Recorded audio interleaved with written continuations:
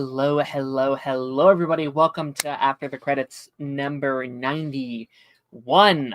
I am joined with Taz. You're looking different again this week. Is it Yeah, the haircut that you keep doing? Is it I the I beard? think What's going so. on? But honestly, I gained like Hmm, the other 99% of my blackness. So like I'm fully black now. Yeah, yeah. yeah, And your yeah, audio isn't as crisp this week yeah. either. What's going on with you, man? I don't know. I had to change my microphone, Mhm. but it's all the I I spent a lot of money on creatine, so had to sell my old mic setup. Yeah. And Taz, I didn't know you liked Ant-Man 3. That's crazy. One of my favorite movies. Yes, yes, one of my favorite movies. Yeah, Incredible. Incredible. yeah. No, Lance, welcome to the show. It's always good to have you, my friend. It's um always good to chat. We literally, for those who don't know, we literally just filmed Ranger Nation like 30 minutes ago. I'm literally about to upload it now. So yeah, Absolutely. No, we filmed. We're like, all right, see you in 30 minutes. Go do what you got to do. I'm gonna go do what I got to do. And now we are yeah. here for what is one of the bigger episodes of the show we've done in quite a few weeks, because we have new episode of Gen V, which is mainly why you're here today. Episode 4 of Gen V. Big week for Peacemaker. This was kind of like the big episode we've all been kind of waiting for. And then also later on today, where we talk about Marvel Zombies as well, with some of the people. Obviously, if you're wondering, Taz is coming. He hasn't neglected us. He's just coming in after or kind of midway through the Gen V conversation. He doesn't watch the show, so no reason for him to spend his precious time. Cameron coming in with the first comment of the stream saying Ant-Man 3 is a curse movie. He's not wrong. He's not wrong at all. We did Ant-Man for our like MCU series that we're doing over Pipeline, and like rewatching that first one made me be like, man, that first one or that third one really, like, in comparison to third one, like there's a huge quality jump from 1 to 2 Yeah. and then to even 3. It's kind of crazy. Oh yeah, most definitely, most definitely. Yeah. I think it's they put too much hype into it. They put too much hype into Ant-Man 3, and it ultimately was a huge letdown. But to be fair, all the Marvel movies around that time were kind of a letdown, because that's Yeah. around the same time as like Thor Ragnarok and everything. Thor: Love and Thunder. Thor Yeah. Love and Thunder, yeah, yeah. Honestly, like the best movie I saw that year was Creed, so Hmm. not saying much. That has to be, I think, one of the worst like runs of Marvel, where it was Ant-Man 3, Love and Thunder, Secret Invasion. Like, Yeah, that run was rough. That was pretty rough. yeah. Harrison James in the chat says, "Good day, good day, good peeps. Hope the weekend treated y'all well." Yeah, Some better than others, but I'll survive. That's all yeah. I'll say. This is kind of my weekend because I got, including today, the next 4 days off. So, like, this is Jesus. my weekend. So, Paid time off? Paid time?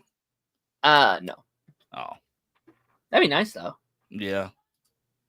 Hey, but still, hey, time off is time off in my book.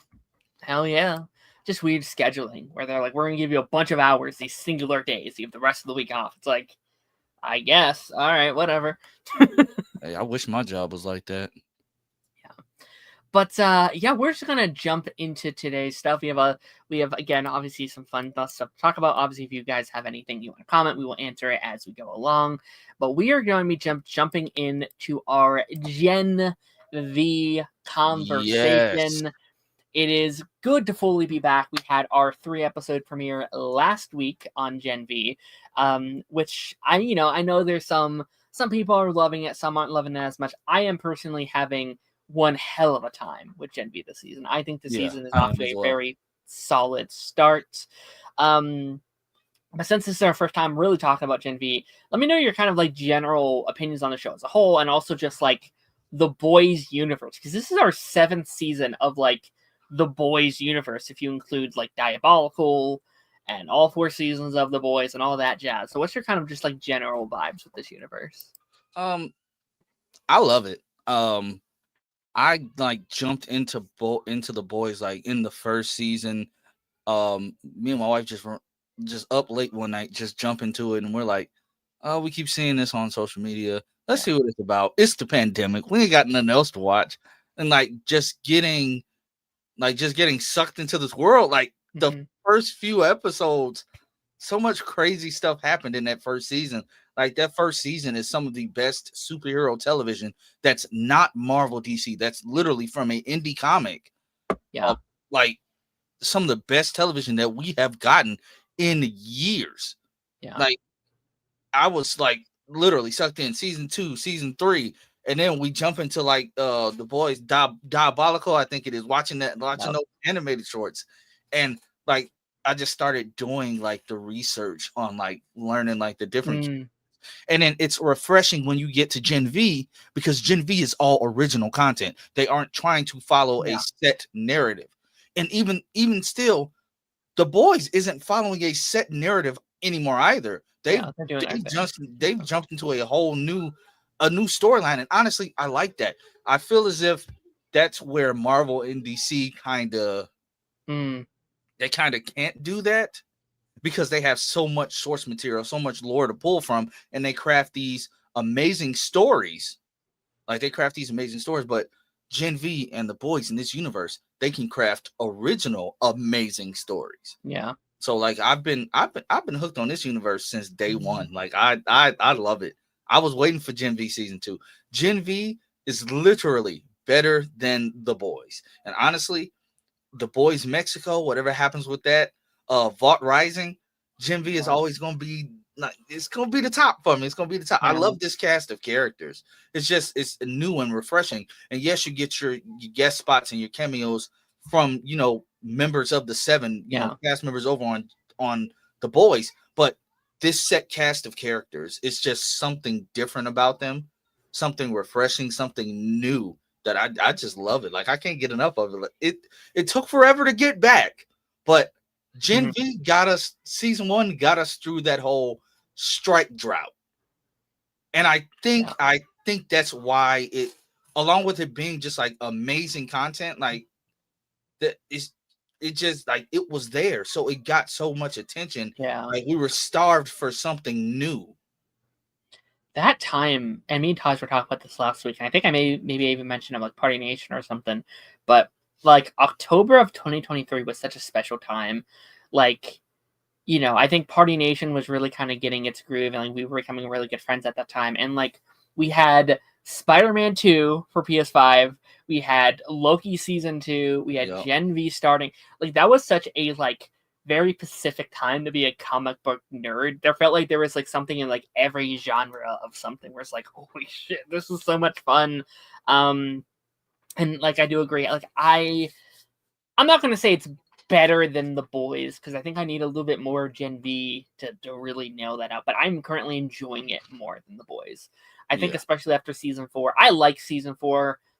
I think it's easily the weakest season though, like by far for me. Definitely. Yeah, There's like watching Gen V, then going into the boys. I'm like, this season's cool, yeah, but they just gave us peak. Like Gen V was like yeah, WTF moments like every other episode. And then you go to, I'm like, okay, yeah, okay. We expect this. Oh my god, that just happened with Frenchie. No, like yeah. we expect this. We expect this. Like Gen V, it keeps you on your toes. This week of Gen V is the type of moments that I want from the boys.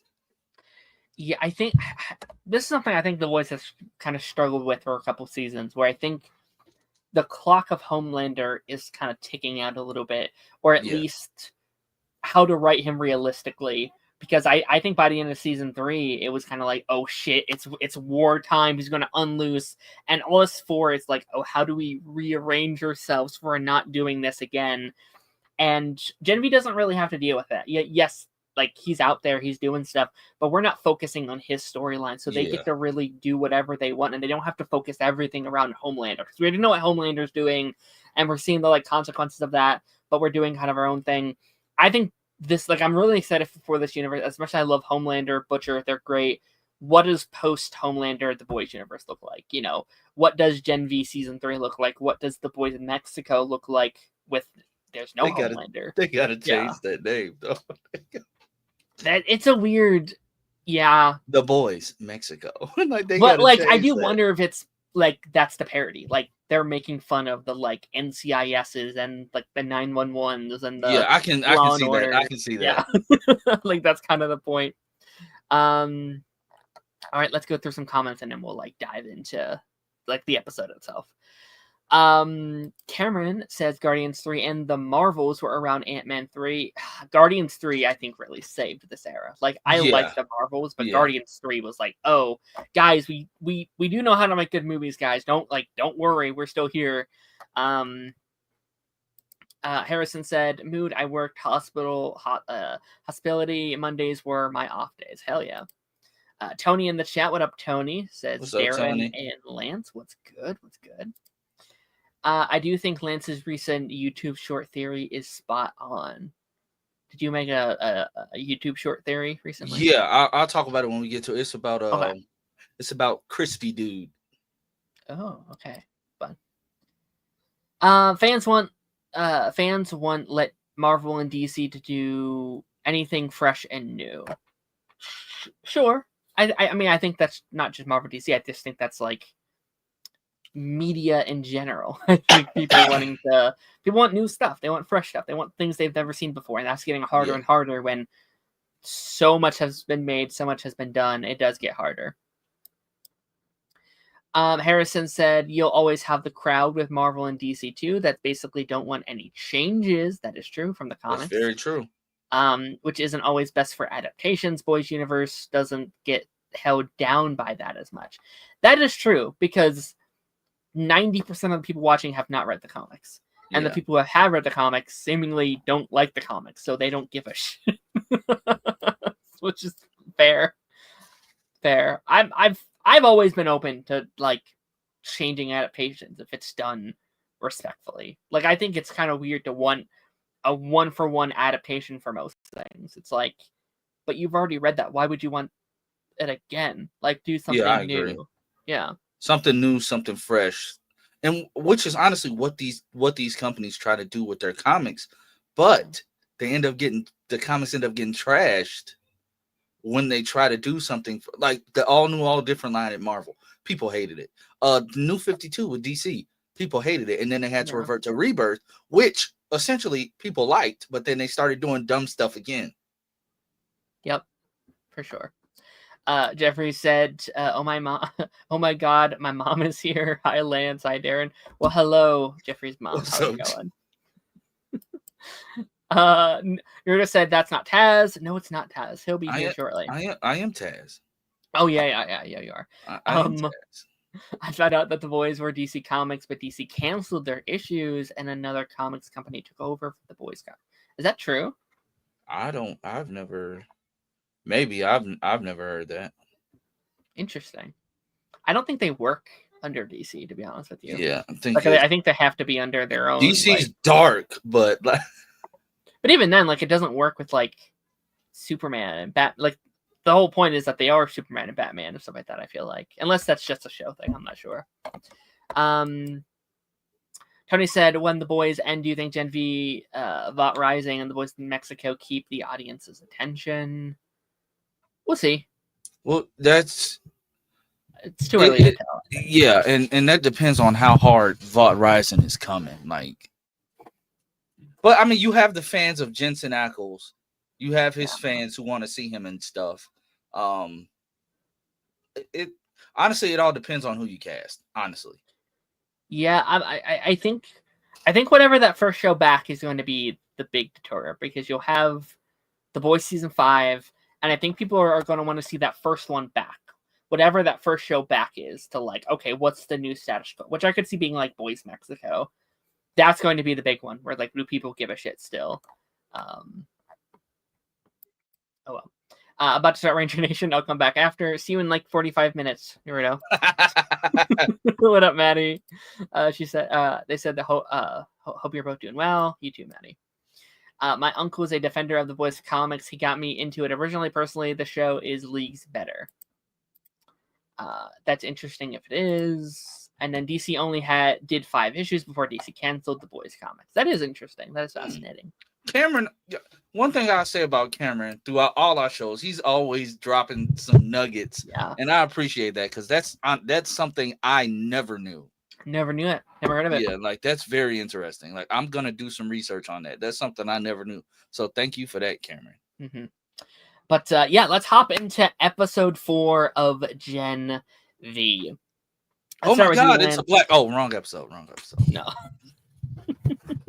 Lance, how'd you feel coming out of episode 4 of Gen V? We're halfway through the season already. I hate they do these 3-episode drops because it's like it just started and now it's half over already. Halfway through the season, how we feeling? What's the vibe? Cameron, I do not look like Diddy. That's not. But man, I was so mad when the episode ended because it's just like one of those.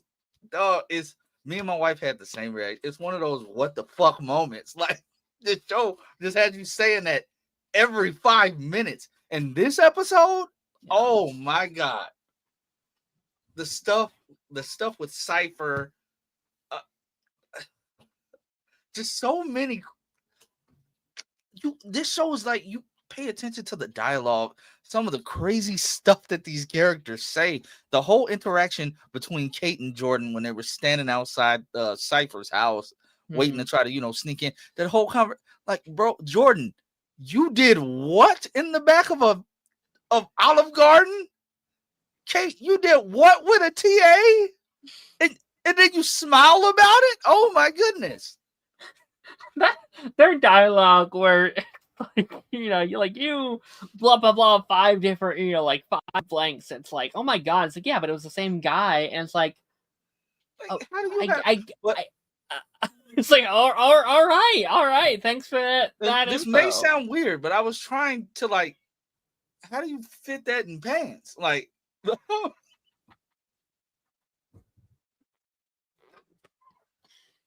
I'm sorry. Okay, hold on. Is it like okay, let's go down this rabbit. Hold on. Is it one guy that has 5, or is it like a duplicating situation? I don't. Is it like a duplicate where it's like it's technically one guy but 5 vessels? I would hope that's that. And my question for Jordan, and this is the key one that I was wondering. Were you the girl you or the dude you? I had so many questions just after that. I had so many questions. But then we just skipped. Kate, you were sleeping with a TA, bro? Yeah. Like, you've been wild. But then you get to the moment where her powers aren't working. Oh God, that's the security guard with the guard gnome. Yeah. And then the callback to that when she's going to meet with Dean Cypher, and she says, "Man, it must be pretty raw down there." Oh, the dialogue. That was my wife's favorite part because she wasn't expecting her to reference that. But yeah, this entire episode just had mouth drop moments the entire time. It's just starting, especially with how episode 3 ended with Jordan doing what they did. I expected them to be in trouble, but they were not. They're trying to flip this to make Marie the hero of Godolphin, make Marie the new number 1. So they're setting up this whole extravagant fight. The constant running joke, the gag is they can't decide on the name of the event, but they're using AI to paint Jordan as the villain, making up these elaborate promos. And then Kate says, "Don't read the comments. You're gonna hate the comments." Oh my God. I said, "Kate, you can't try to be nice now. This is your fault." Yeah, the The like marketing in this world always messes me up, man. It's so ridiculous where it's like Yeah. gender bender versus blood bender. It's like, oh my god, guys, we gotta. What? I said, are we really saying this right? And then Cypher's like, you're gonna do it, or you and Emma are going back to Elmira. I said, what did she do? You psycho! It's like, again, like this is Vough's superpower, right? Like Vought doesn't have very much power, but where it does have power is how it manipulates people, how it manipulates fear, how it pushes people to do what they want. And that's kind of like I think we see that even more in Gen V than we do on the boys, because like the boys, it's like you do this, and they're like, "Fuck no!" It's like, "What? No, and I'm not going to do that." I don't but wanna here, do it's that. like they are a part of Vaughn, like they are in Yeah. it, and you can't really be like, "Nah," or it's like, "All right, we're going to kill you," like you're dead. So it is interesting, kind of seeing like how they go down those rabbit holes, how they force these characters to do these things. I did really appreciate getting more on Cypher this week, because that was my biggest question coming out of the first episode premieres. There were so many theories, some of which got solved. Some of I have more questions than answers, I think, by the end, because I was like, okay, my theory was like, okay, is he Godolkin? Like is he the guy who made he's been living all these years, and he's has a different face now, and blah blah blah. And it seems like the reveal is it's either his grandfather or maybe his father that he's kind of keeping down in that bunker down there, which I think is a lot more realistic than it being him. So my theory is, yes, Cypher doesn't have Compound V in his system. Marie, since that, she confirmed it before she blew up Elon, the GOAT. My theory is Cypher is a meat puppet. Cypher is a meat puppet for Thomas Godolkin. Oh, interesting. So you think it's his consciousness inside this, like inside Cypher's body? Yeah, I think he's controlling Cypher's body. It will explain how he, and the thing is, the thing that I love about Cypher, and think the actor's name is Hamish Linklater, if I'm pronouncing that right. I love his delivery because it's deadpan, it's serious. His threats, they are legitimately menacing. It's the simple fact that he knows everything, and he's not afraid to let you know. He's not afraid to let you know. Yeah, I knew that already. I know that you know about Odessa. I know that you know about Odessa. I know that you know that I was there with you. I know that you know I delivered you. Yeah. It's like, where's the camera? Is it over here? Is it getting my good side? It's just the fact that he's not fazed by anything. That he's terrifying. He's literally terrifying. The fact that he texts Kate, says next time be smarter, like it clicked for me in that moment that, oh, of course he knows. He looked at you. He looked you dead in the face. Yeah. The fact that he's trying to groom Marie to be, when he said you can be stronger than Homelander. That's what whoever Cypher is, it's not Cypher, and that would, in the name Cypher being your name being Cypher, like it has to be a link to Thomas Godolkin being in that hyperbaric chamber. It has to be a link. And I think that's just where he's like, and honestly, it would make sense that he's the meta, because in that explosion, he was still exposed to all that Compound V. Yeah. That would explain how he survived.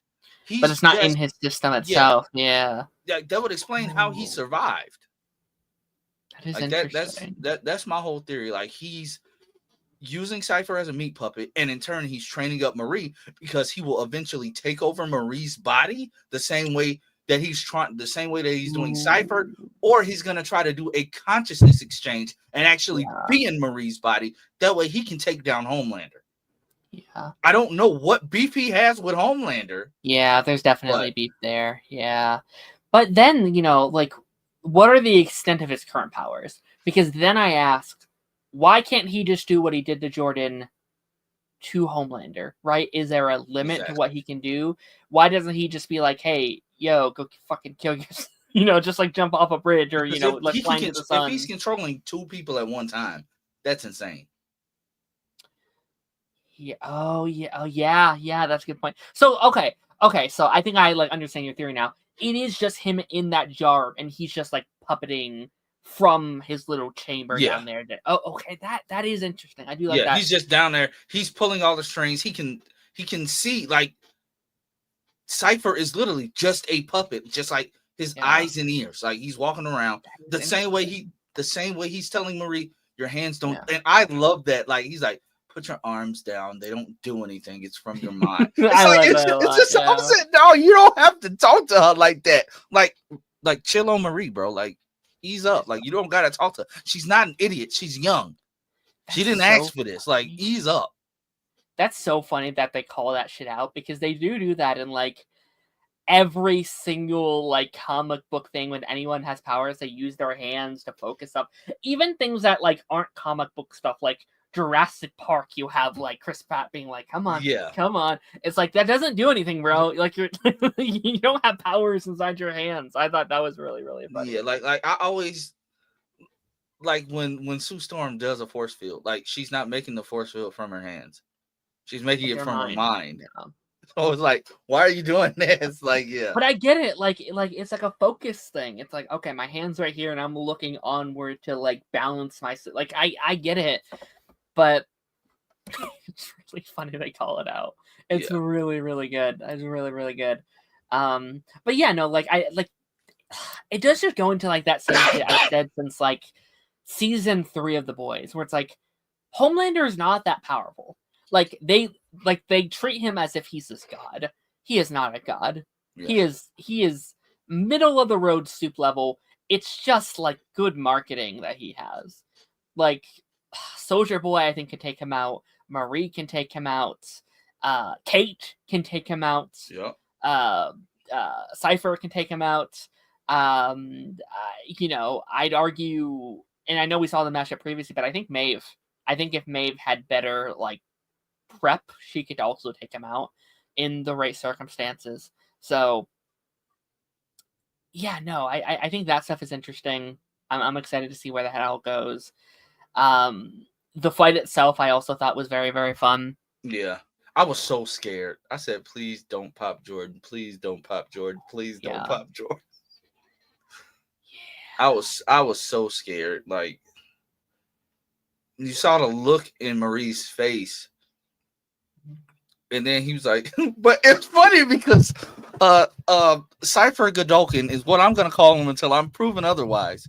It's the fact that when he started controlling Jordan, and he waved, like he made Jordan wave.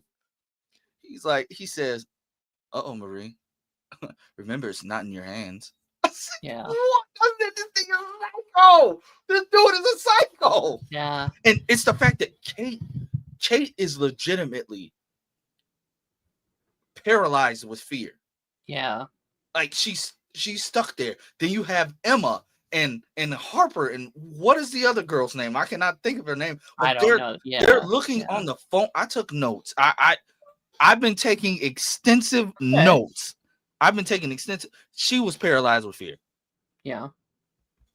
She was paralyzed with fear. And it's the fact that they're making Kate do everything. She had to lie and say, oh, Starlighters still assaulted her, trying to justify the fact that people went out and killed that kid.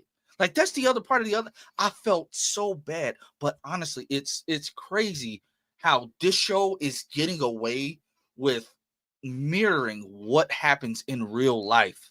Mm-hmm. Stuff like this happens all the time in real life. Yeah. And it just it just hits so much harder. But stuff like going after the wrong guy. We literally just almost had an incident that could have resulted in the same thing. Yeah. Like it's crazy. Like, yeah, you're still lying about talking about Cypher, talking about some Andre's not dead. Yeah. Bro, they know he's dead. You don't have to lie to them. They know it already. Yeah. That's crazy. Yeah, I think like there's so many. Me and Taj talked about this last week, where it's like Harper and Allie. That's their names. Sure. There's these like little things that like this universe does that parallels real world events in such a scary way. Like there's a thing that happens last week in like the 3 episode premiere that mirrors the current events right now, and it was filmed like over a year ago, and it's like, how the fuck did you do that? Yeah. How did you possibly predict that's where this was going to go? And you had like last year you had the shooting of a political figure the same time a political figure was also shot. It's like, dude, how did you do that? Like, it is very scary. And you go down on like Rotten Tomatoes, and the reviews on the critic side is very high. Like, it's in the 90s. And then you go over the audience side, and it's like in the 50s. And then you just go down to all the comments, and it's like too woke, too political, too this. It's like, is it bad, or are they just calling you out on the shit you don't like about yourself? It's like, exactly. It's like, you know, it's leaning too much on this side. It's like, okay, maybe you're just on the wrong side of history. Maybe that's what it is. Whatever. But no, I'm liking what they're doing this season. Could some of it be a little bit neater? Sure. Yeah. Sure. And we talked about this last week, but it's definitely like, I think the passing of Chase affected things a lot. Yeah. I think things probably would have been a lot neater. I think things would have felt a little bit more coherent. And you can feel where they're rushing some things. Like I feel like they sped past what Jordan did. And that's one thing I hate when shows do that, because that could their confession that gets me every time. I have to get used to the character being by gender. Their confession could have led to so many different storytelling avenues. You're right. Yeah. And I feel as if they just skipped right past that.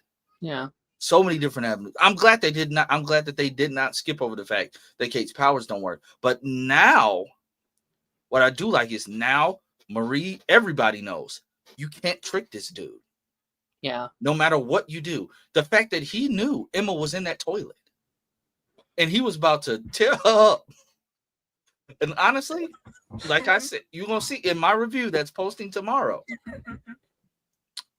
Never in a million years would I have thought that I would be looking at Hamish Linklater's scrotum and butthole on a TV screen. I never thought that was something I would see on live television. But then again, the other week, I didn't think I'd see a dude coming out of another dude's butt. This season is definitely leaning a lot more into like the boys' territory than Gen V season 1 did. And like part of the reason I liked Gen V so much, because it did feel like it was a little bit more reserved sometimes.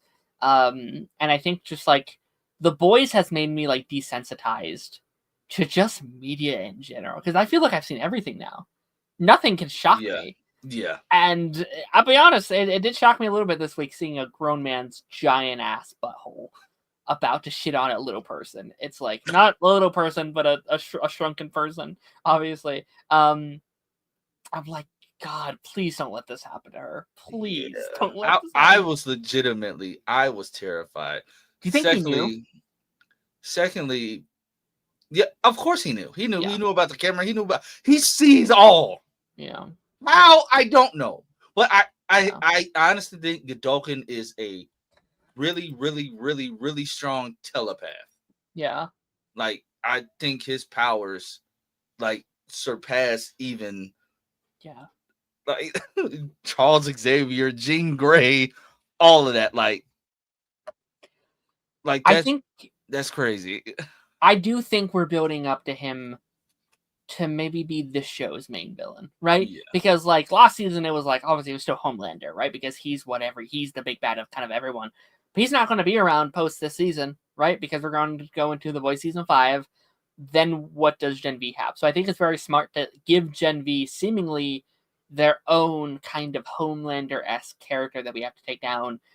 If he's not this universe's next big bad, right? Because if he's as powerful as we're thinking, if he can literally control anybody, most powerful soup we've seen so far.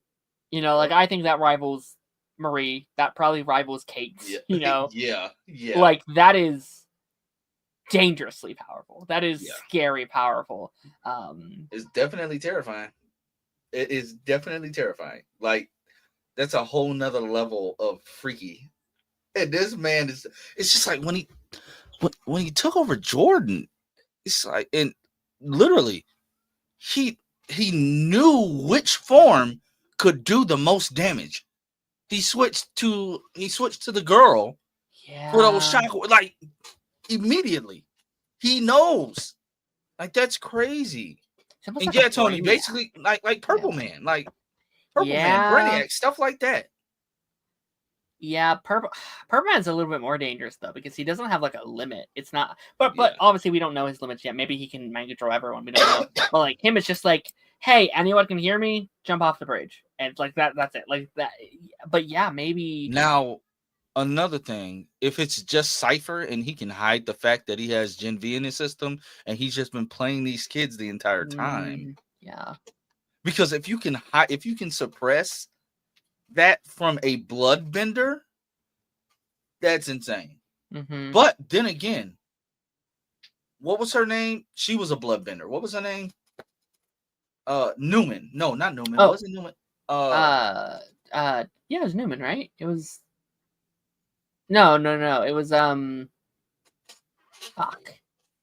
It was Newman, right? Was it? Either way, she hid the fact that she was a bloodbender like Marie because we were thinking that Marie was the only person in this Newman. world that had those powers. So like Newman was just like popping people's heads. But yeah, that would just make it. Yeah, Newman. Yeah. So, but all she was doing was like just exploding the blood vessels because she was a bloodbender. Yeah, like I am excited to see fully trained Marie because you know I think Marie will kind of have a similar puppetry kind of aspect. Stopping hearts, bro. Yeah, like in theory, she will also be able to puppet people around, similar to Cypher by the end of her run. Now, my question: how are you lifting people with their? I don't understand that. You can just like control. It's like being able to like control water. You can kind of make it float around the room, or like control fire. You can kind of manipulate it. One thing I can say, Marie's powers it seems like they do disrupt mind control if she makes it painful enough. Mm-hmm. Because as she was holding up Jordan kind of snapped out of it back to themselves. Yeah. No, it's gonna be how Cypher was just playing Kate. Kate was like, "Stop this fight." Okay.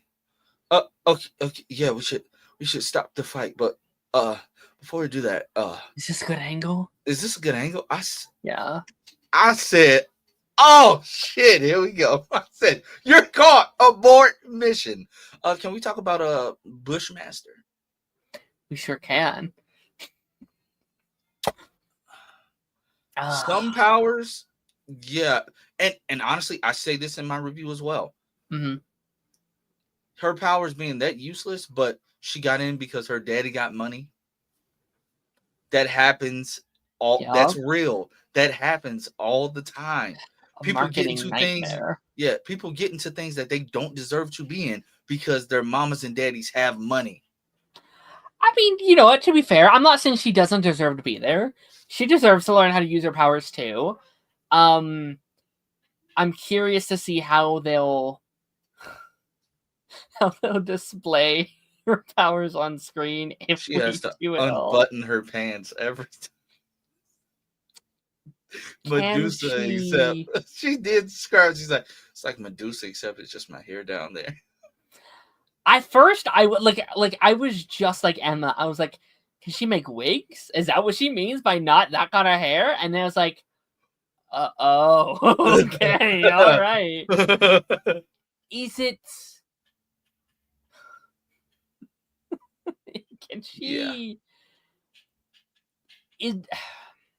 I'm wondering, can she like make it disappear? Like, does it always have to be long, or can she like grow it and then is it like one length all the time, like Medusa kind of, where it's just kind of she like flinging around, or is it like, oh, now it's small, oh, now it's huge, like that? Like, can she grow? And I'm gonna stop talking now, but like, I just what I want to mean? see. Like, I want to see Homelander's reaction.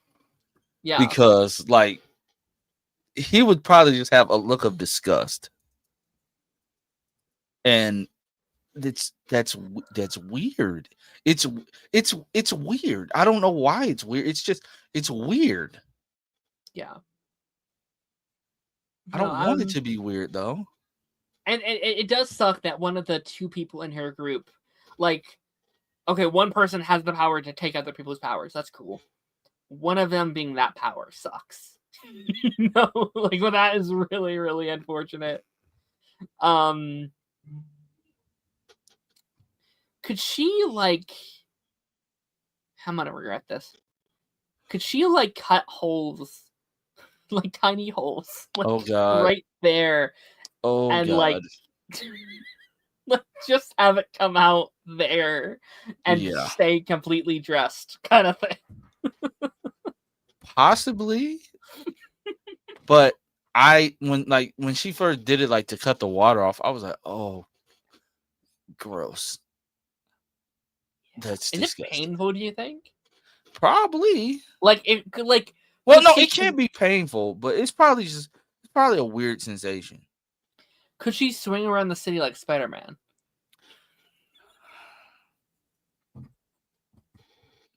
Darren. Stop saying that. Darren.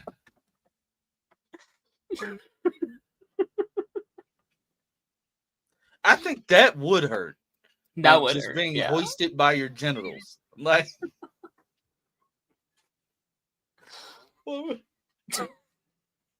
why is this show the way this show is, bro? Said, how can it not be painful? Oh my goodness. Let me try and read up and read some of these comments. You guys are sit there. What the fuck is wrong with you? I just feel like maybe she hasn't tapped into her full ability, and she can grow the hair from like all over her body.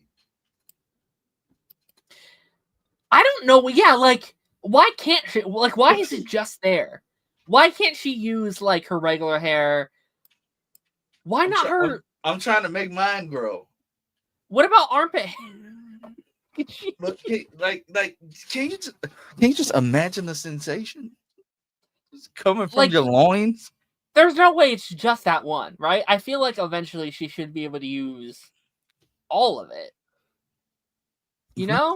When does it run out? Like, what about when she gets old? Like, do her powers just go away?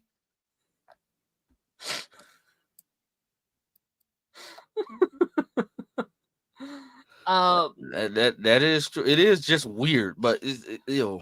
Oh, okay. Now hold on, Harrison. If she cuts the hair, can she still control the powers?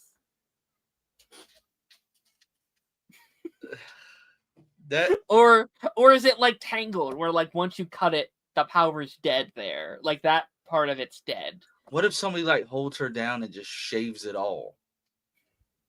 Like Samson from the Bible. Like is it just a bush down there like all the time? Like just imagine she's getting it on and like she just wraps the hair around dude. Like, oh, I just wanted to hold it. Why are we talking about? Me and Taz never would have had this conversation. She helped Emma. She helped Emma though. I felt bad for Emma. Like she was in all that toilet water. Like, oh god, yeah. But she controlled her powers. She got big again. So she's learning how to control it without throwing up or eating. And I can appreciate that's character development. And I'm here for it. No, I'm really I'm really loving her development this season. I think separating her from Sam this season's actually doing her a lot of good, because last season she was just kind of connected to him, and almost as just like she was still good, but like she was also like the Sam love interest kind of as well. Yeah. So I'm glad she's like making a rebellion. I'm wondering where that goes. I think that's going to play a big role in The Boys season 5. Like me and Taj were talking about this last week, but like I think all these characters, or most of them, will be involved next season somehow. Yeah, I do too. I think we're gonna have a direct another thing. crossover. The last we saw of Kate in The Boys was she was taking Frenchie. Yeah. Where does that come into play? I don't know.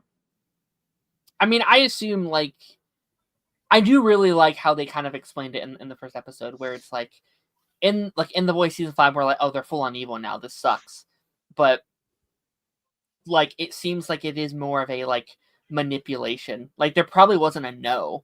They couldn't be like, no, we're not going to do this. It's like, okay, you're dead. You know what I mean? So there does seem to be like a manipulation. There's a toxic side of this where it's like, well, yeah, but what choice did I have? You know. And, you know, they definitely drank the Kool-Aid, and once they did, it was too late to turn back. It's like, oh, okay, how do we turn this back? Let me go through here and see if I can answer some of these comments as we kind of wrap some of this up. Hair kinesis. Yes, Chris. Chris says, by the way, hoping to catch more of your streams, Darren and co. Just a matter of timing today. Worked out great. Well, Chris, it's great to have you. Thanks for joining us. Yes, sir. Let's see. Chris says, oh, for crying out loud, thank you. I've never figured out he was a bloodbender until you said it. Who are we talking about here? Newman? Oh, maybe. They said he, so I wasn't sure. Ooh. Tony said, I think Cypher is manipulating Marie to take out Homelander for him so he can get bigger at Roland. But yeah, I do wonder if that's how we kind of end The Boys, maybe. Is like, Homelander's gone, maybe a lot of big players are gone. But Vought still has to be around, right? Like, Vought doesn't go down because we still have Gen V, we still have The Boys Mexico. Unless we're dealing with, like, the downfall of Vought. Mexican Vought. Yeah. I mean, they like name dropped it a couple episodes ago where it was like the like Mexican Vought like research center or something. So like maybe that's where the show takes place. Basically Purple Man. To say nothing. Okay. Alrighty. Do you have any kind of final thoughts, Lance? Do you have anything that we haven't mentioned yet? No, I'm honestly just looking forward to this week and seeing how this story continues. Honestly, like I'm locked in. I'm locked in. Yeah. Yeah, I'm liking it a lot. I'm stalling a little bit for when Taz gets here to talk about Peacemaker. But look at the devil. My goodness, I spoke him and he was here. What's going on? Hello. Taz? Hello there. I had just said we're kind of stalling for Taz to get here, and I did. Sorry. I had to make a cheeseburger before I got on stream.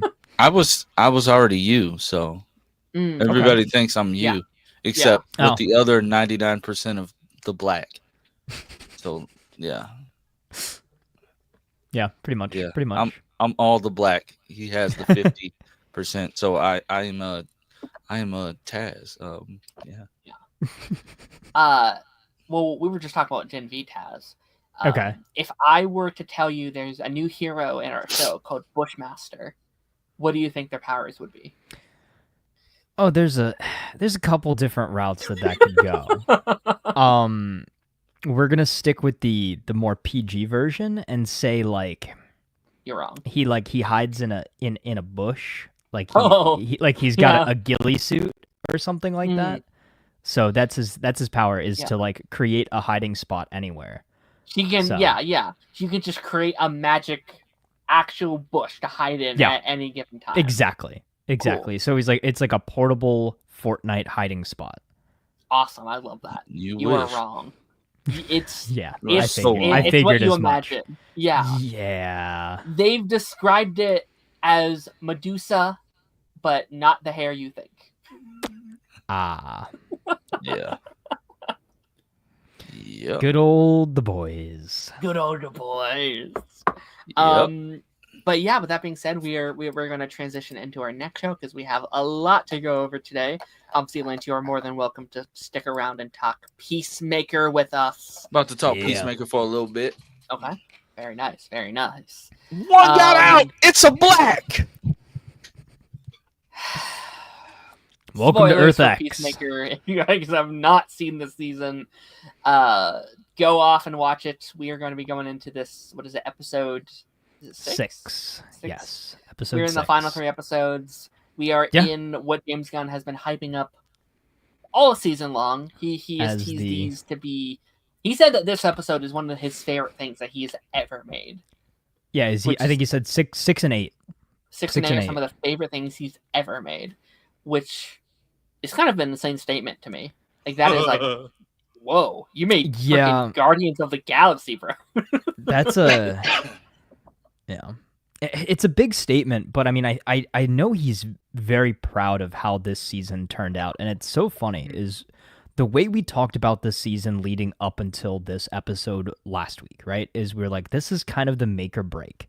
Is if they don't stick the landing on the reveal, then it will have kind of made the first 2/3 of the season feel not necessarily like wasted time, but kind of stalling until we get to that reveal.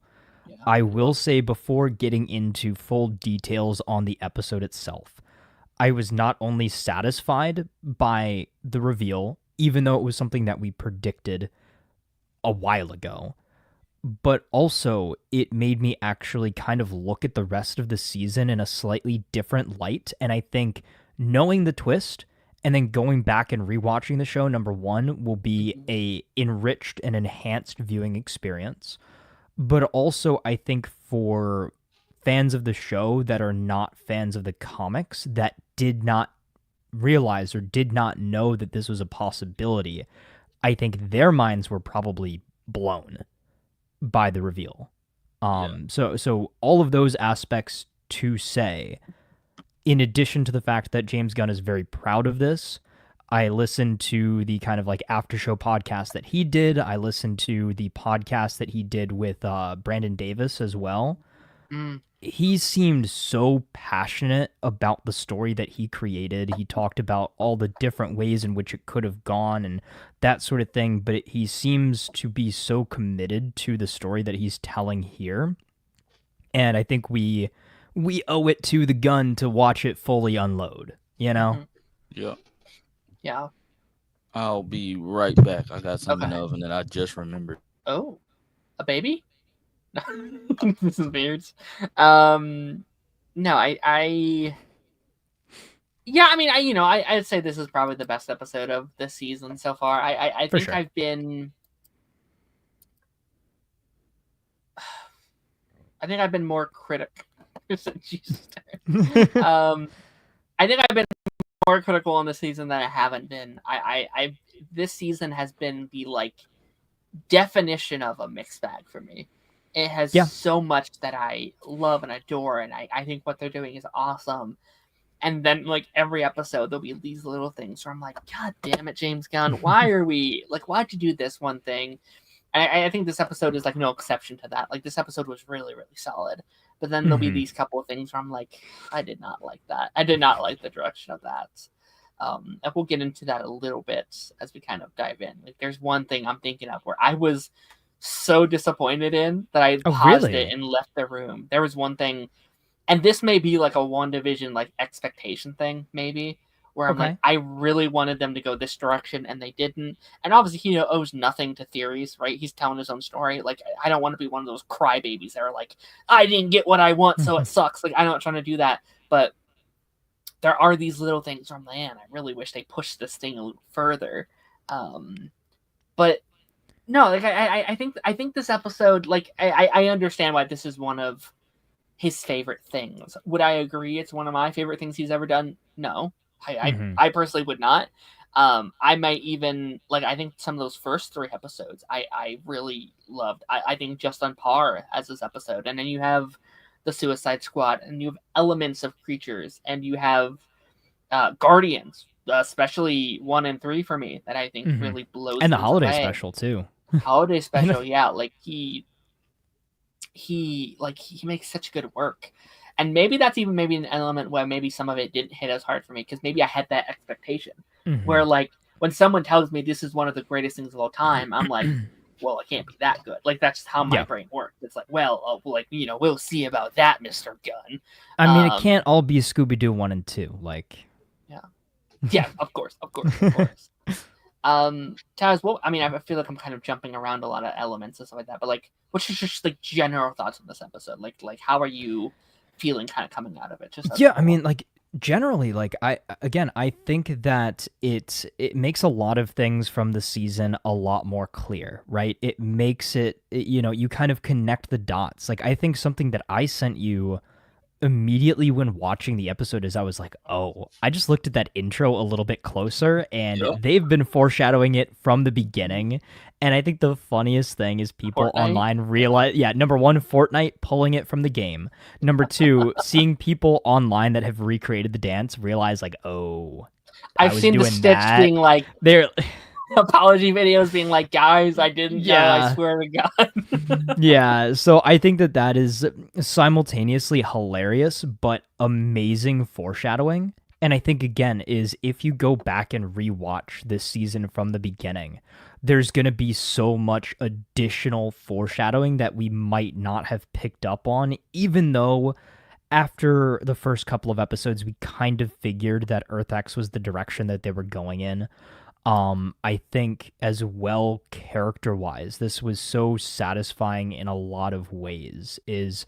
We got, I think, probably the best emotional scene of the entire series in a lot of ways, which was the sit-down between Peacemaker and our Earth's version of Harcourt. Like, I think that scene between the two of them, and again, James Gunn talked about this at lengths, that their connection in this scene and the kind of fact that Peacemaker was being so vulnerable and Harcourt wanted to kind of be on that level, but she wasn't going to say anything more than just come home. Like, go back. Let's go back to Earth 1, right? Like, let's go back to our Earth and we can discuss things a little bit further there. But that shows progress even in that regard, is because we were led to believe kind of this whole season, like, oh, she doesn't care. Oh, she's, hung up on Rick Flag Jr., all of this stuff. But at the core of the story, they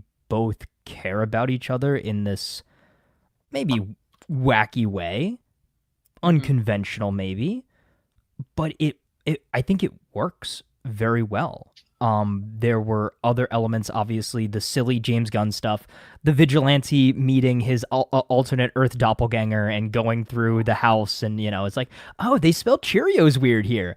Oh, my dad's here. Oh, like this, that, and the other. Like, I think that was kind of fun. My like, dad's that was not fun. gay here. Yeah, that actually is one of my favorite details of like this world so far, because that's like a little thing of like, honey, your dad is gay. You just can't say it here. You poor thing. Poor baby. But the vigilante thing was kind of the thing I was saying before. We did the Spider-Man meme.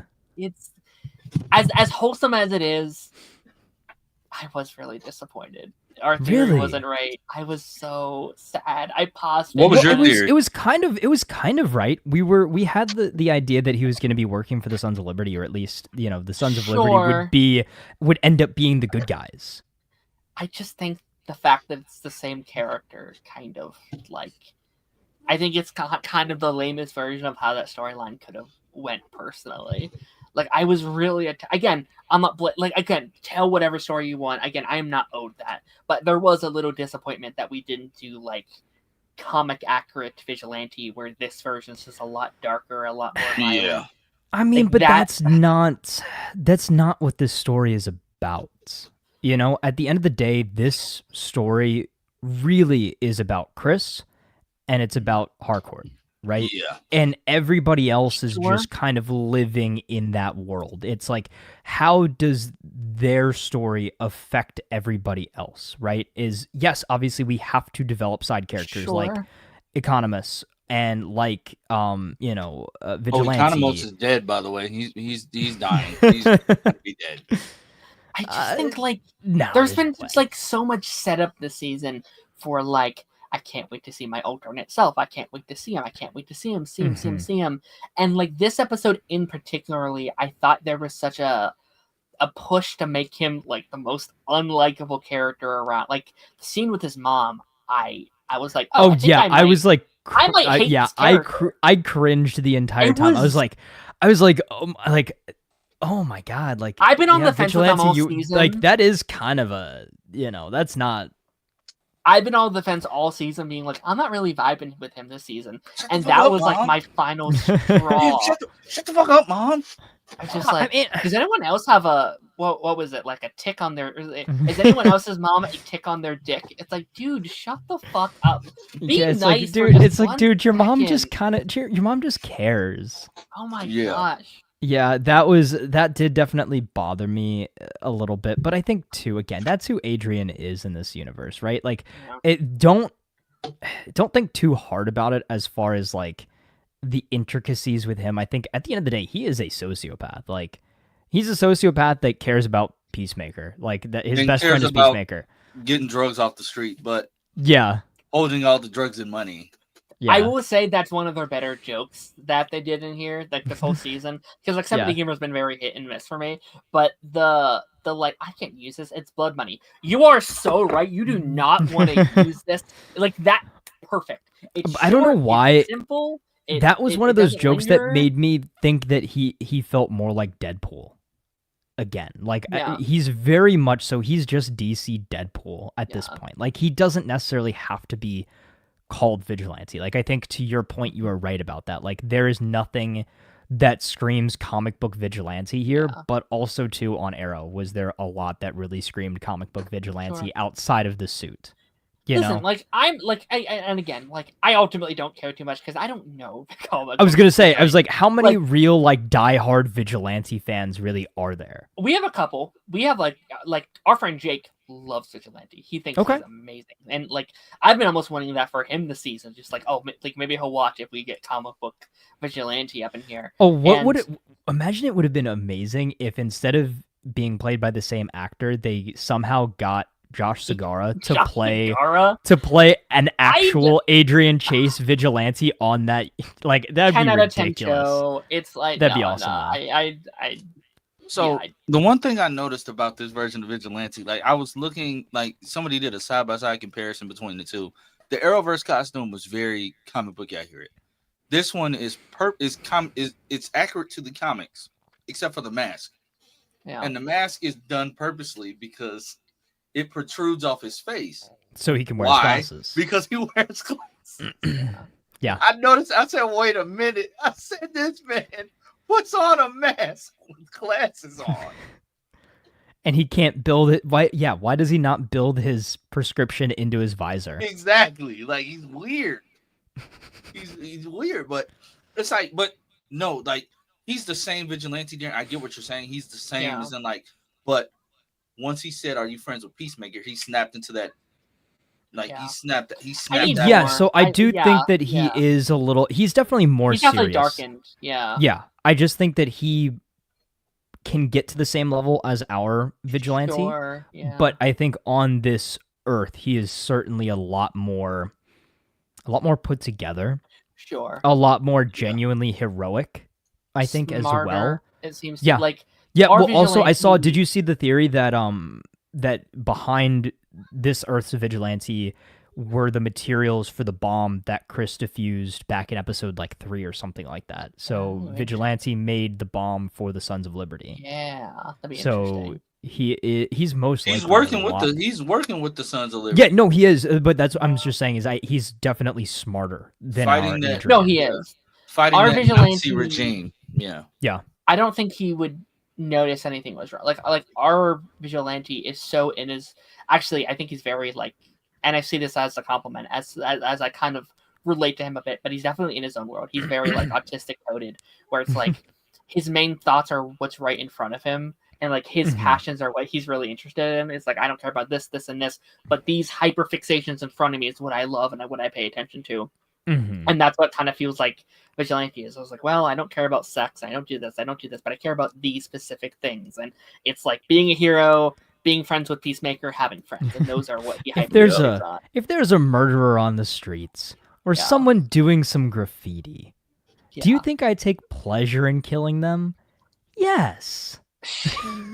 Shout out to our asexual king, like in this episode. I think confirms it officially, where it's like what's the worst feeling? What is it like? Feeling human flesh. I was like, Oh, oh, yeah. buddy, oh, And they buddy. they just both like shuddered. They're I was like, like, ugh. oh, poor buddy. No, What's you that know line what was from like? hilarious? You know what was hilarious though?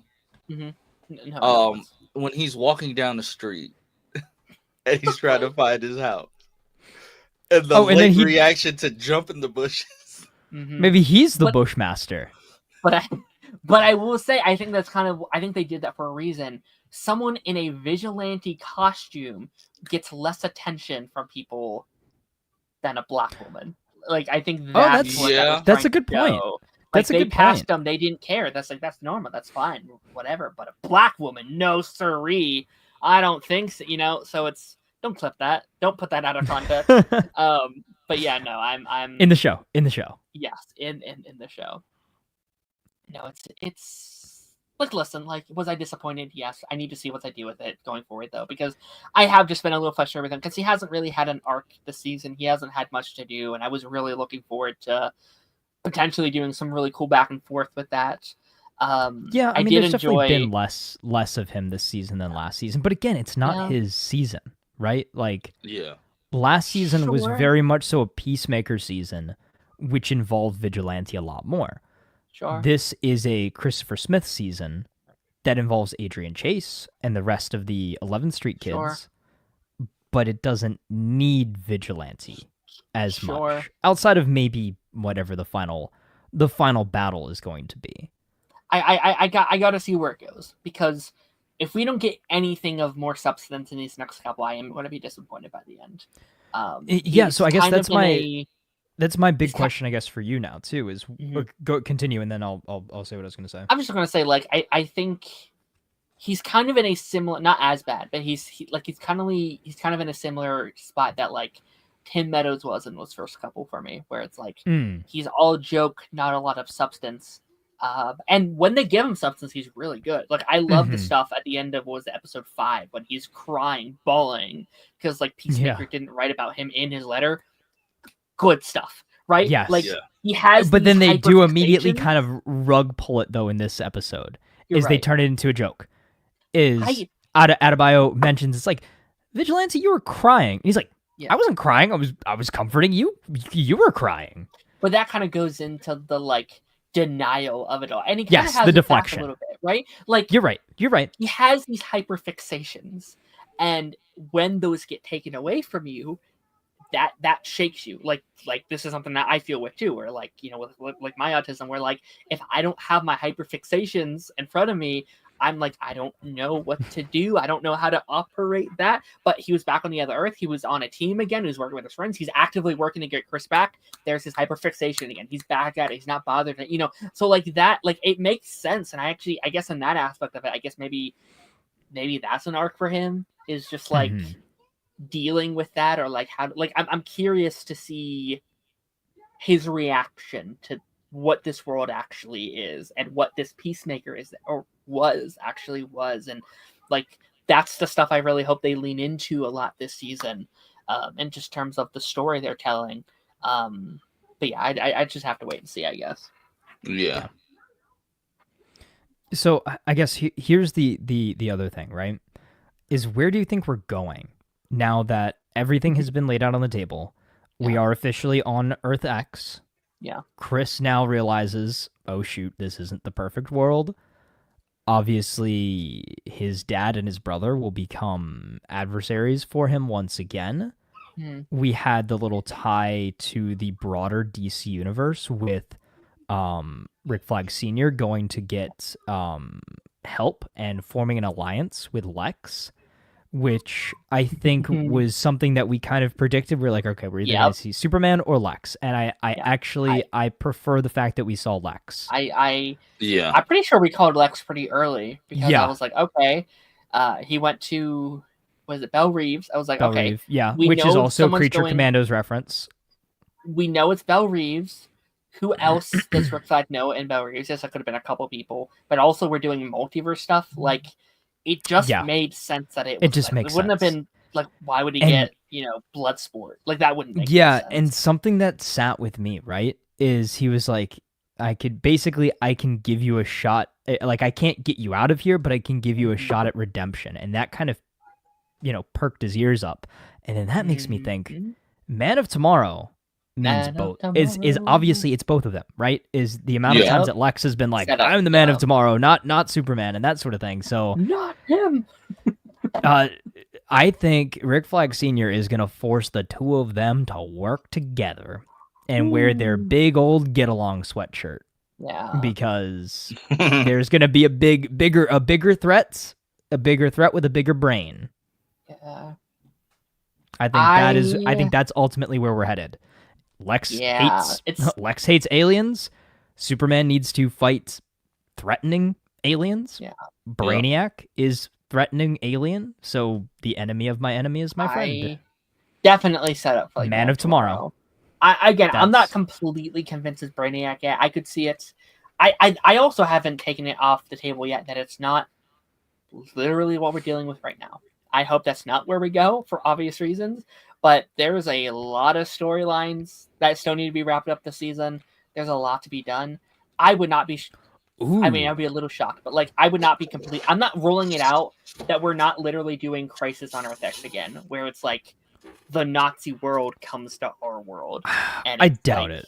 I think it's just a plot device Yeah. for this season. I don't want that, And- but He said it's only for this season, though. Yeah, and so so something else that I just thought about, right? What was Creature Commandos all about? Is like this vision that Cersei had about the end of the world, all this, That all is the true, heroes yeah. dying, that sort of thing. Who could have potentially caused it is maybe being Brainiac. retconned to be Brainiac. Not retcon, but now that things have kind of changed in the timeline, could be Brainiac. That I Obviously, honestly hope not so. everybody's going to die, but that could happen if Superman and Lex don't team up. Creature And Commandos has so much like it doesn't make sense to me that Yeah. I do hope they help a lot. Like I hope they tie a lot of it in. But like, oh guys, it does Yeah. make sense now. Don't worry. Because if we never do any of that stuff again, it's like, what were they doing? Like what Mhm. was the point of literally any Yeah. of that? well, I mean, GI Robot has to show up. Like they have to. Oh, Like yeah. the moment Rick Flag Sr. learns about Earth X, he's like, oh well, who's the perfect guy for the job? If he doesn't show up in these final two, what was the like? There's no way you do two. Like you introduce a character who loves killing Nazis, you give him the biggest upgrade, and then you go to a Nazi Earth and you don't bring. There's no way. No, dude, you know what I There's could no actually way. see? I could see James Gunn making it a joke. I could see somebody talking to GI Robot about everything on Earth X, and GI Robot being like, "You guys killed Nazis without me?" Without me, that would be. So And then he sad. just I like, don't and think then he they just have like the has a budget sad to look make at the GI camera. Robot. I don't think they No, have the because budget he's to make it. he's a big boy now. Yeah. I wonder if they regret making him big. Don't take that out of Probably. context either. But like, I wonder if there's like, damn it, we should have kept the tiny robot we had in Creature Yeah. Commandos. We should Of have the made more him this- streamlined robot. What up, Phil? What's going on, buddy? What's up, Phil? Hello. What's good? I'm gonna speed run a lot of these comments because we have a lot of people commenting. Thank you, everyone who's contributing. I am watching all of them. I just don't want to ruin the rhythm of our conversations. But let's speed run through some of these. I fucking hope so. GI Robot deserves to come back. Out of all the characters introduced in that show, he's the one I want to see back the most. I think he might be my favorite character from that show, if I'm being honest. Keyblade said he's gonna kill all the Nazis, particularly aliens. Who does the next door to him? Yeah, GI Robot's coming. I loved what really got Lex's attention from Flag was a chance at redemption. Press Lex Luthor definitely happening. Yeah. Yes, Yeah. I've said this multiple times. Like James Gunn said, there's like the secret main character in that was introduced in Superman. That's going to kind of be the main character of Gods and Monsters. I think that's Lex. I think so too. I think long term, not yet, not for a long time, but eventually we will do a Lex redemption, or if not a full redemption, a neutral Lex Luthor. Like I was talking about this on like one of the shows this week, but like I think we're building to President Lex. I think President Luthor is happening, and I like the idea that like he's not You think wrong. Flag will let that happen? Does he have a choice? Does he have I don't know. Like, I really like the idea that like he's president. I mean, strategically, maybe it might make sense though, in a lot of ways, right? Keep someone in his pocket, right? Again, is the enemy of my enemy is my friend, and also Rick Flag and Argus would then kind of have control of the U.S. government and not the other way around. True. Because they could send him right back to prison at any point. So if he crosses them, then he's screwed. But alternatively, basically the smartest man on the planet being in that position of power, being puppeteered by Argus. Yeah. My good buddy Noah said Superman and Peacemaker Season 2 definitely reassured me that James Gunn has what it takes to carry the DC universe. I had my doubts for real. I'm still kind of...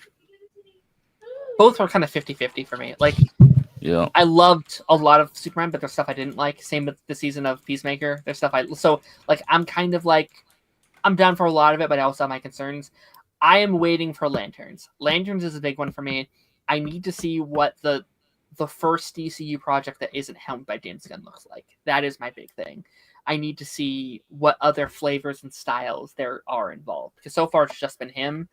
And if it was just him, as much as I love James, I think I'd get kind of tired very quickly. So I'm glad there's several different flavors kind of thrown around. Oh, yeah. I mean, I think that is something that we've learned from the MCU even, is that you have to have different writers, directors, filmmakers at the helm and have different genres of films and movies and shows and everything in between. I think next year is going to be the big test because we have Lanterns, we have Supergirl, and we have Clayface, which I think are all going to be all very different, I guess actually genres. Very dark. Actually, like they're all kind of probably going to be very dark projects comparatively to like. Well, yeah, I think Lanterns will be kind of like the gritty cop drama, right? Supergirl like space cop, like kind of gritty space drama. Yes, but I think Clayface. Supergirl will maybe be more so in line with maybe in comparison to James Gunn stuff, like a Guardians kind of thing, but maybe more so Guardians Volume 2, right? Oh, really? I think Guardians 2 is a bit too silly. Like, well, there are some dark elements to Volume 2. I was thinking more like Guardians 1, because like Guardians 1, yes, it's a little silly, it's fun, but like it's a dark movie. Like, you know, we're dealing with like genocide and stuff like that. Like it's a pretty it's a pretty dark one. What characters do we think Lex was referring to? Killer Croc and Dr. Phosphorus. Do we think it's Phosphorus? I think Killer Croc for sure. The other one I think is up for interpretation a little bit. Where it's I think it's Dr. Phosphorus. Yeah? Okay. Glowing twink. Yeah. Okay. With cartoon eyes. Yeah. Could be Dr. Light. Could be I don't know. Mr. Mixes-Pitalik. I was thinking that like he might have cartoon might. eyes. Yeah. My God. Naruto said just finished Ranger Nation. And right towards the end, Darren brought up the stupid line I was hoping you discuss. I got permission from my parents. Yeah, that was stupid. It's very stupid. Tony said, I feel it's more focused on Christian and Amelia's love story. True. I don't want that to be it, though. I like when all the characters can have a little something, little arcs of their own. Yeah. I think we're building towards that. Like, I think there's going to be a lot more. I know, again, Gunn has said 6 and 8 are the big ones, but I think 7 is going to be very character driven. Like it has to be. Like we have to really get a good feel for how this is affecting everybody, right? Like, how does being thrown into the worst possible timeline affect everybody? And how does that reflect in the fact that Chris was so blinded by his happiness that he had his family back? Ignorance is Chris. Exactly. That he didn't notice it, but Harcourt noticed it within 3 seconds of being outside. She, like, on the car ride was like, something's a little off. Yep. I definitely do need them to do a lot of world building very quickly. Because this is something we were talking about over on Ronin's stream the other day that Mike kind of pointed out that I didn't really even think of until he pointed out. I was like, you're absolutely right. So far, it's not bad enough of a world yet, right? Up until this point, it's a pretty great reality, and I do think that's a problem, right? I do think that they aren't focused enough on the consequences of I mean, I did see somebody bring up the fact is like, oh, Earth X, why is it bright and sunny and clean and all this? It's like that seems a little, but I think also too, to this point though, I think it's less about what that means as a reflection on the world itself, but more of like, how does Chris see the world, right? Is because his family is alive, maybe he sees it as better than it is, if that makes sense. Oh, wait a minute. Which is why, like, when they took the photo, right? Like, it started like drooping and whatever. We're seeing this world through his eye. Right. Which, again, what if, and now that the veil has been lifted, and the facade is gone, then now we'll actually see Earth X for what it truly is. That's and it's going to look like it did in the Arrowverse.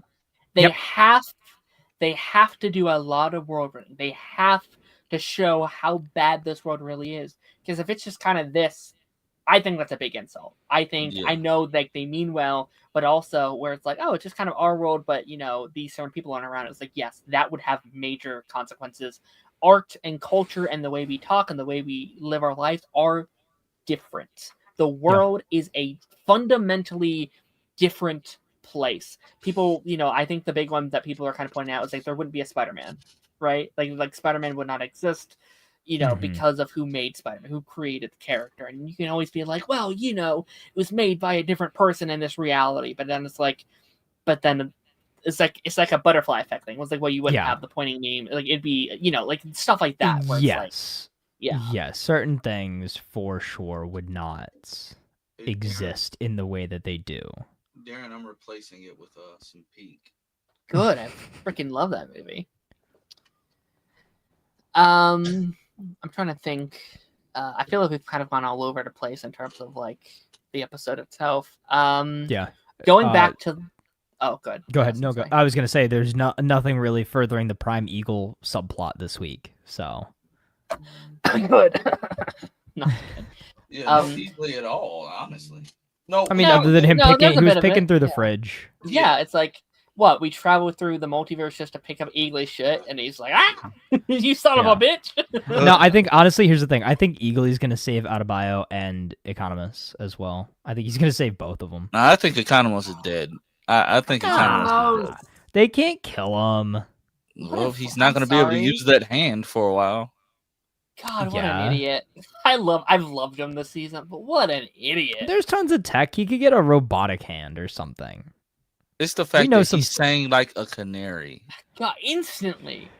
Yeah, well, but he's not, he's just a guy.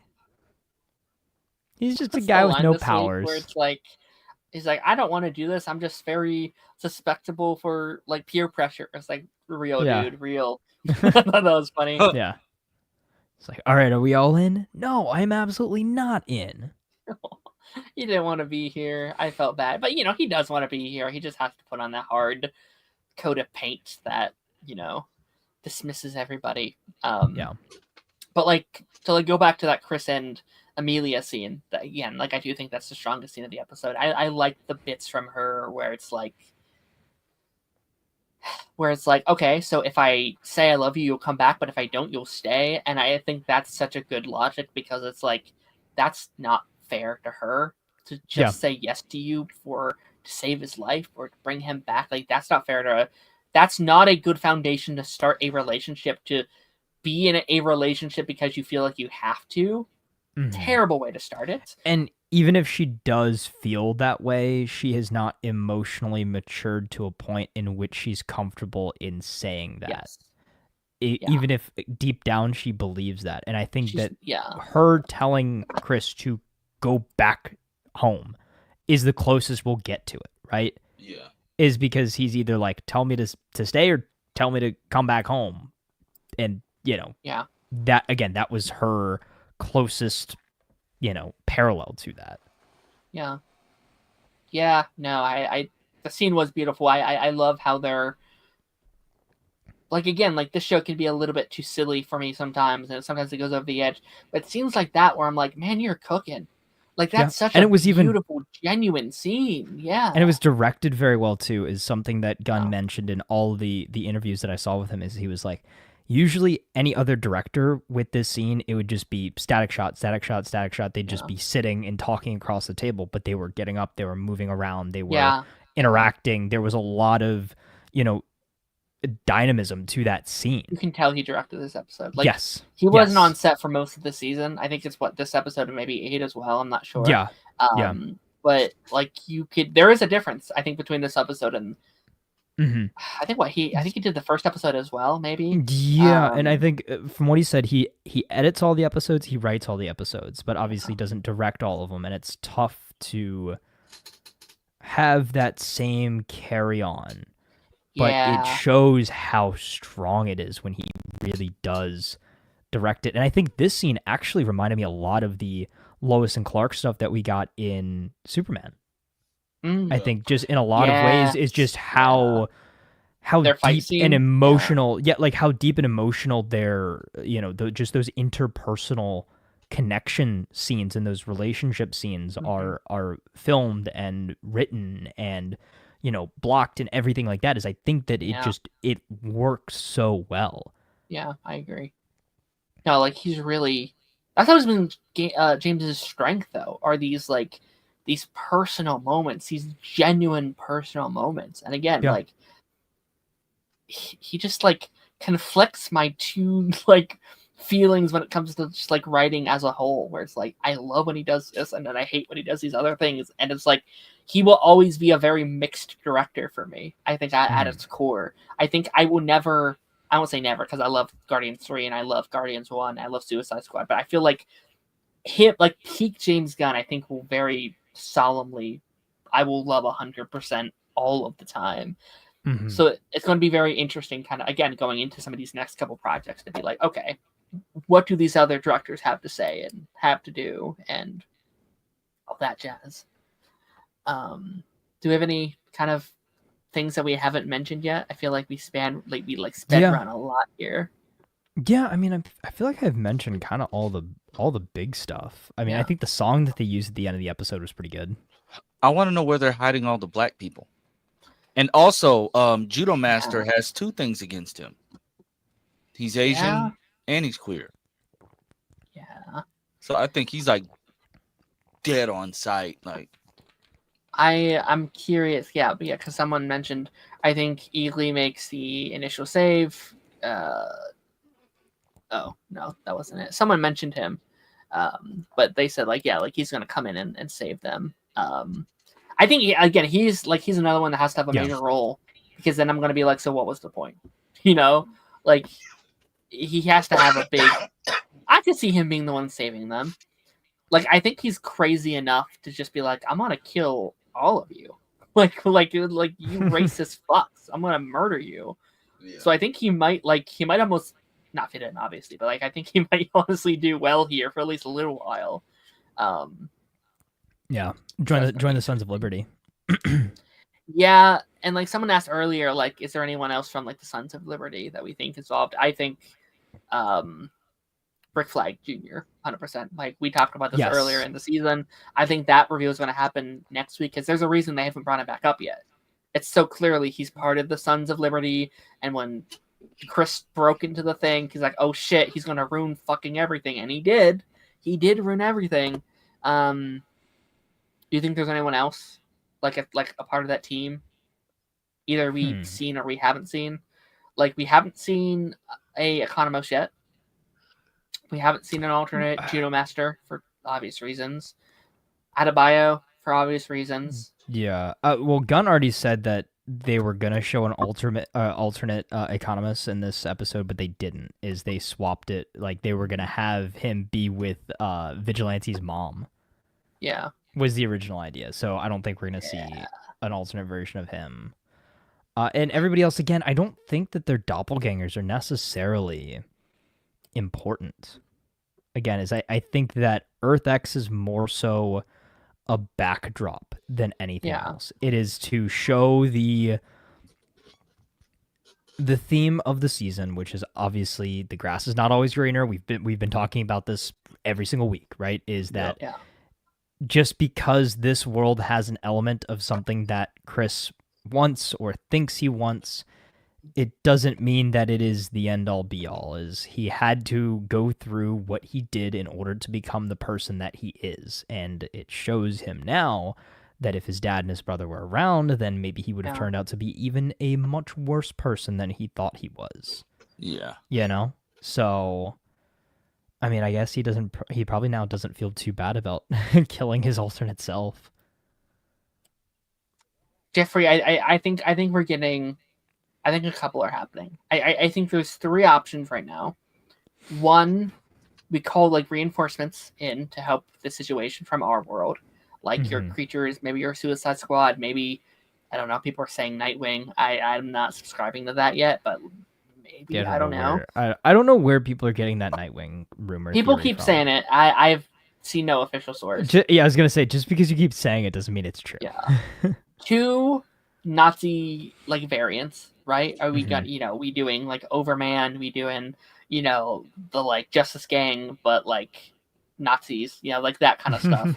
Or 2, which is the darkest one, I don't know if they're balls enough to do it, in cages, right? Like, all our heroes have been captured, like Flashpoint, like Superman style, where Superman's been stuck in a cave, like stuck in a cell his whole life. What do you think the chances of seeing like an Agent Liberty or something would be? Sam Witwer?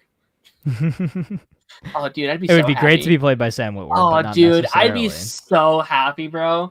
That'd be awesome. Yeah.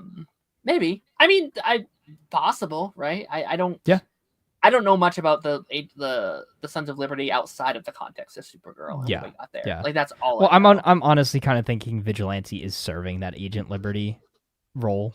Most you think likely. Like he's in charge? You think he's like leading the pack? Ooh, or maybe we combine 2 theories into one. Rick Flag Jr. is Agent Liberty. I could see that. That would actually make a lot of sense to me. And then he's just acting soft.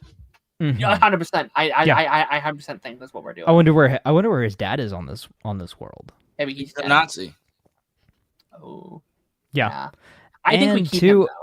I was gonna say, do you think that over. our Earth's Rick Flag Sr. meets this world's Rick Flag Jr.? I do. And I think we maybe keep him.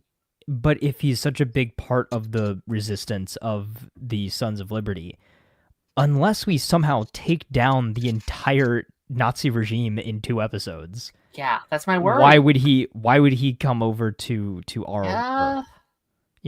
Is like I think it's gonna end on one of those like, okay, we took out the 2, the 2 big heroes of this world, like, now there's chance for an uprising and all that kind of stuff, and just kind of leave them be and let them do their thing, like put them on the path to being a better world, but not necessarily because it's not at that point, right? It's definitely not their responsibility, right?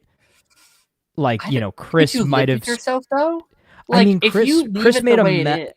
I mean, he made a mess of things by killing his alternate self, and I feel like by then helping the Sons of Liberty get to a point in which they are now reigning, and he takes out the rest of the top trio.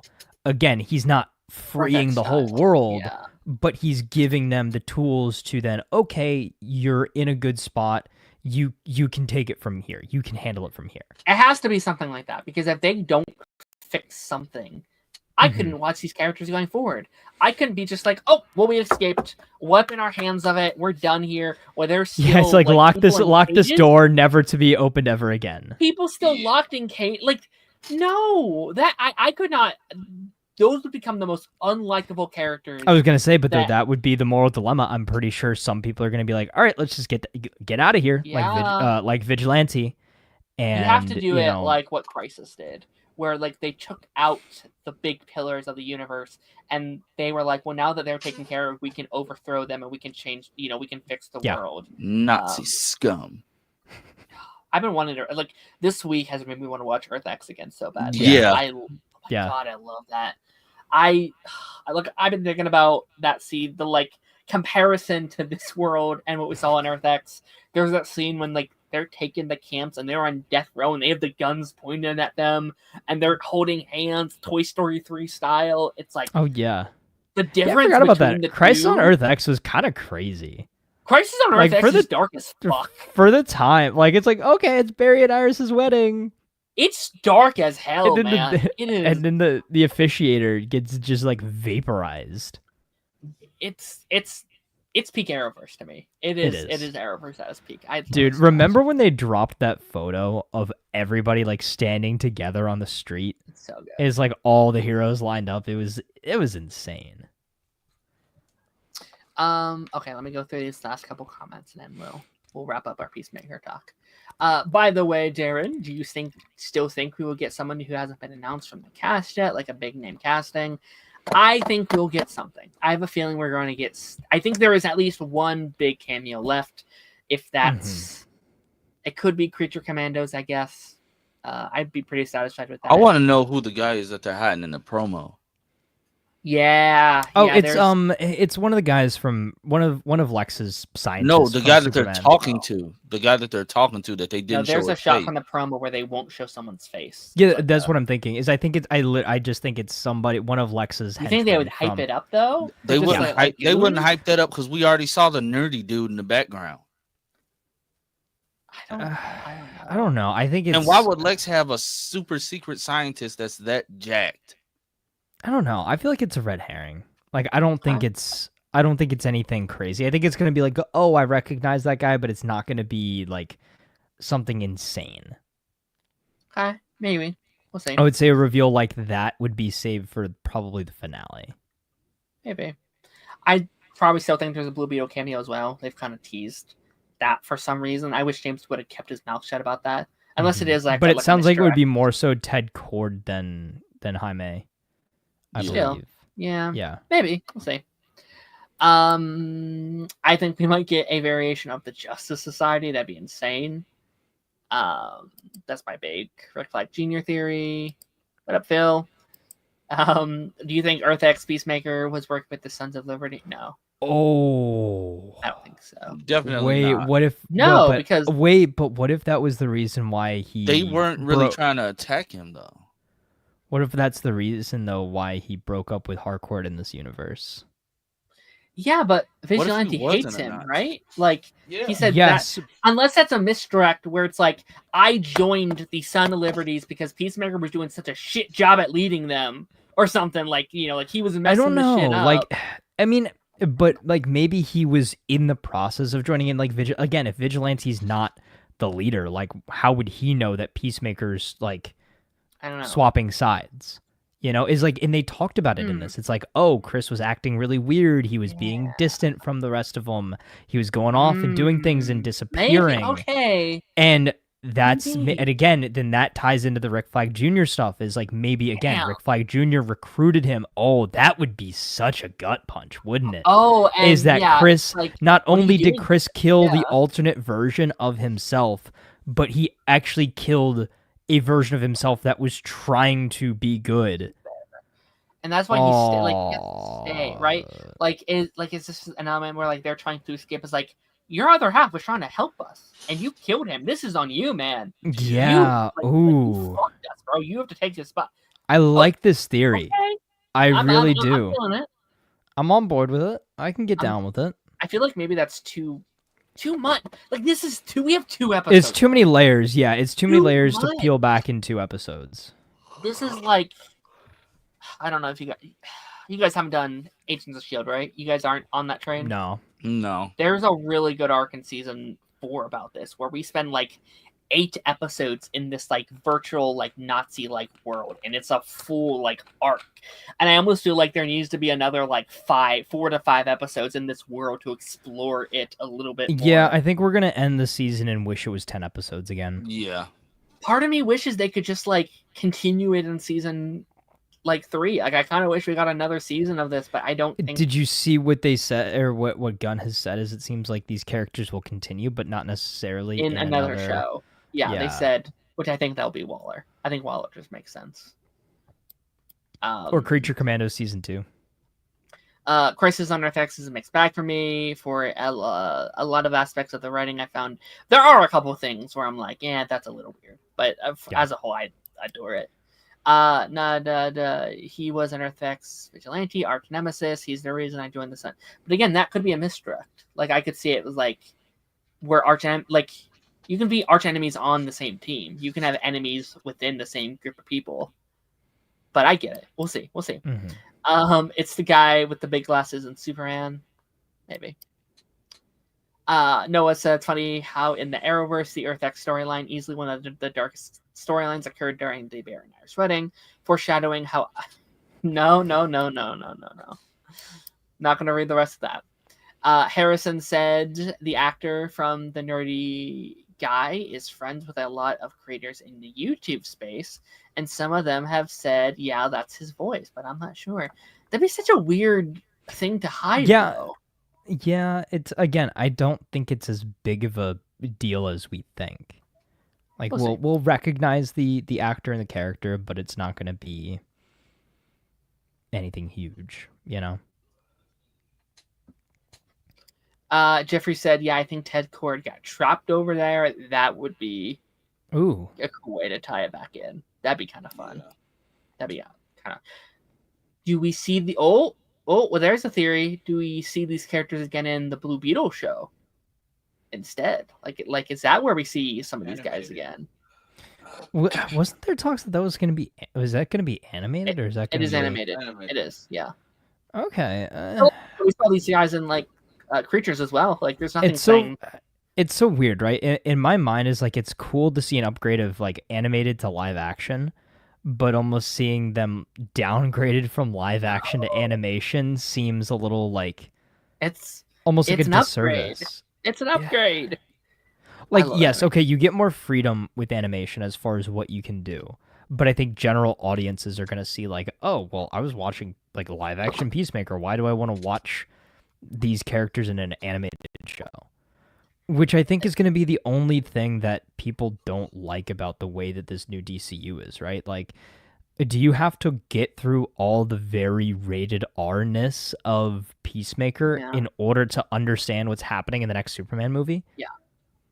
Like, so far, I don't think that's the case. Like, people are freaking out about Lex being like, this is homework. It's like, I think you can go into Superman just being like, he was transferred and now he's here. Like, this is stuff with good dialogue and just basic context clues. You shouldn't have to understand. You can you can explain it in a way that makes perfect sense, where it's not like, oh no, I missed this scene. This is just an extra treat. Right. I will say though, is that it'll just cause more explaining to have to be done, right? So say if in Man of Tomorrow opens up and Lex is in a completely different prison, and it's like, Lex Luthor, how are you enjoying your new digs after you have been moved from Belle Reve to X prison because you helped us during the events of Peacemaker season 2?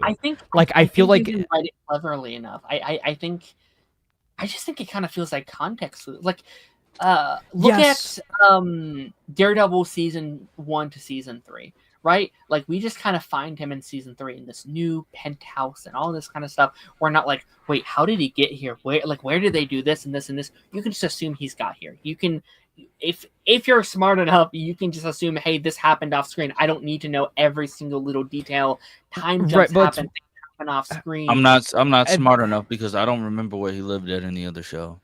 Well, I think it's one thing that if something happened off screen, but the fact that it actually did happen on screen in another project, I think that's the disconnect for some people sometimes, right? is audiences that have seen it know it, and then will be annoyed in the fact that it is then repeated to us because audiences that have not seen said thing are going to have that Yeah. retold to them. Preach. Like I think that happened honestly in a bit of Daredevil Born Again. You know, is like they had to like remind you of certain things of like, oh hey, this is this character's connection. Oh hey, this is this, you know, this thing. It's like, okay, I watched the rest of the show. I know this. I shouldn't have to have this explained to me again, but it's not for me. It is for those general audiences that have only seen this thing. Yeah. Again, I think it comes down to the writer and like who's writing it. Like I think if you are clever enough writing it, it's like it works. It's not a huge deal. I think comics are right, but like think about it. Like what will the studio note be though? Right. I don't have any doubt that James Gunn can write it well. Yeah. But what is the studio like? Think about it from the seat of an executive, right? Mm-hmm. They're gonna be like, okay, great movie. Why is Lex not in the prison you said he was in at the end of the last Superman movie? Add some dialogue to tell us why he's not there. Yeah, sure. Or give us an extra scene to show us why he's not there. James Gunn. Oh no, I explained it in Peacemaker. Look at the start of Superman. Right, like, I think that's a prime example. They throw you in. There's a lot of things we don't know, and how we got there. That's the difference between things and world building off screen versus world building in another project. Sure. You know, that's my again. I'm playing devil's advocate here. I'm not saying that that's necessarily how I think it's going to go down or how I'm perceiving it to go down. Again, I'm just trying to see it from both sides here. I think from our perspective, it doesn't need to be explained a ton, but I think from the general audience perspective and from the studio executive perspective and even the critical perspective, I think people can find issues with that. And the part that I will find an issue with is if they have to beat us over the head with why this is the thing. And like they even kind of did that in this season of Peacemaker when with Rick Flag. Like wasn't there was like a one-off mention of like, oh, I thought you were injured or whatever. He's like, yeah, my back got broken, but I recovered. I'm fine now. It's like, yeah, we watched Creature Commandos. I'm glad that they did reference that, though. I am glad that they reference it, too. But it can get too in your face at times. I think that was done tastefully. I think in this exact scenario, you don't even really have to like. I think you can mention it in such a nonchalant way that just makes sense for the characters. Like you have Lois be like, "I can't believe he actually got out for that." Like have it be an actual like genuine part of the story. Yeah, I think something like that. That's something stupid to say. Like to have that be part of the story is like after all we did, he got out. The son of a bitch. You know, like I think that it just makes sense for the characters to say that anyway. Yes. But you are right. Like, you know, if it does beat you over the head with it, it is a little much. And that is a problem with like with writing and how you put it together. You have to have smart writers. You have to put it together nicely. But I do, for now, trust him when he says it seems his like main priority will be you do not have to watch blank to watch blank. And we're obviously going to previously on the DCU. Yes. Like if we go into Superman, and again, I am a little worried about that when we're hearing Man of Tomorrow is going to feature Superman and Lex and Hawkgirl and Green Lantern and maybe Peacemaker and maybe Supergirl. It's like, whoa, those are a lot of characters from other projects. So it might as well be a Justice League movie. And the Flash. You're going to do it. Yeah. We'll see. And Batman. Maybe. And RuPaul. And Green Lantern. I said Green Lantern. Well, I'm thinking Jon Stewart and that's what I was thinking too. Yeah. Oh, okay. I thought you were saying he, like, commented under the. Oh well, I mean, Guy's probably in it too, but like, what is it? Pierre commented under the post, being like, "Hell yeah!" Oh, really? Yeah. Yeah. And Grant Gustin. But fellas, this is where I take my leave, and I will let you all move on to the next topic. I will be watching Zombies tonight, so I'll be able to talk about it tomorrow. But thanks for having me on, Darren. It's great to have you as always, buddy. Thank you so much for talking Gen V with me and obviously Peacemaker with me as well. It's always a blast. Go check Ranger Nation. They just posted a new episode. We ranted for like 45 minutes. It was very fun. Yep. So go check that out. And thanks for hanging with us, buddy. See you later. Bye. See you, Lance. See ya. finally out of here. God damn. Man, what? He stayed so... Yeah, it's crazy. Nowadays, not very many people are named Lance.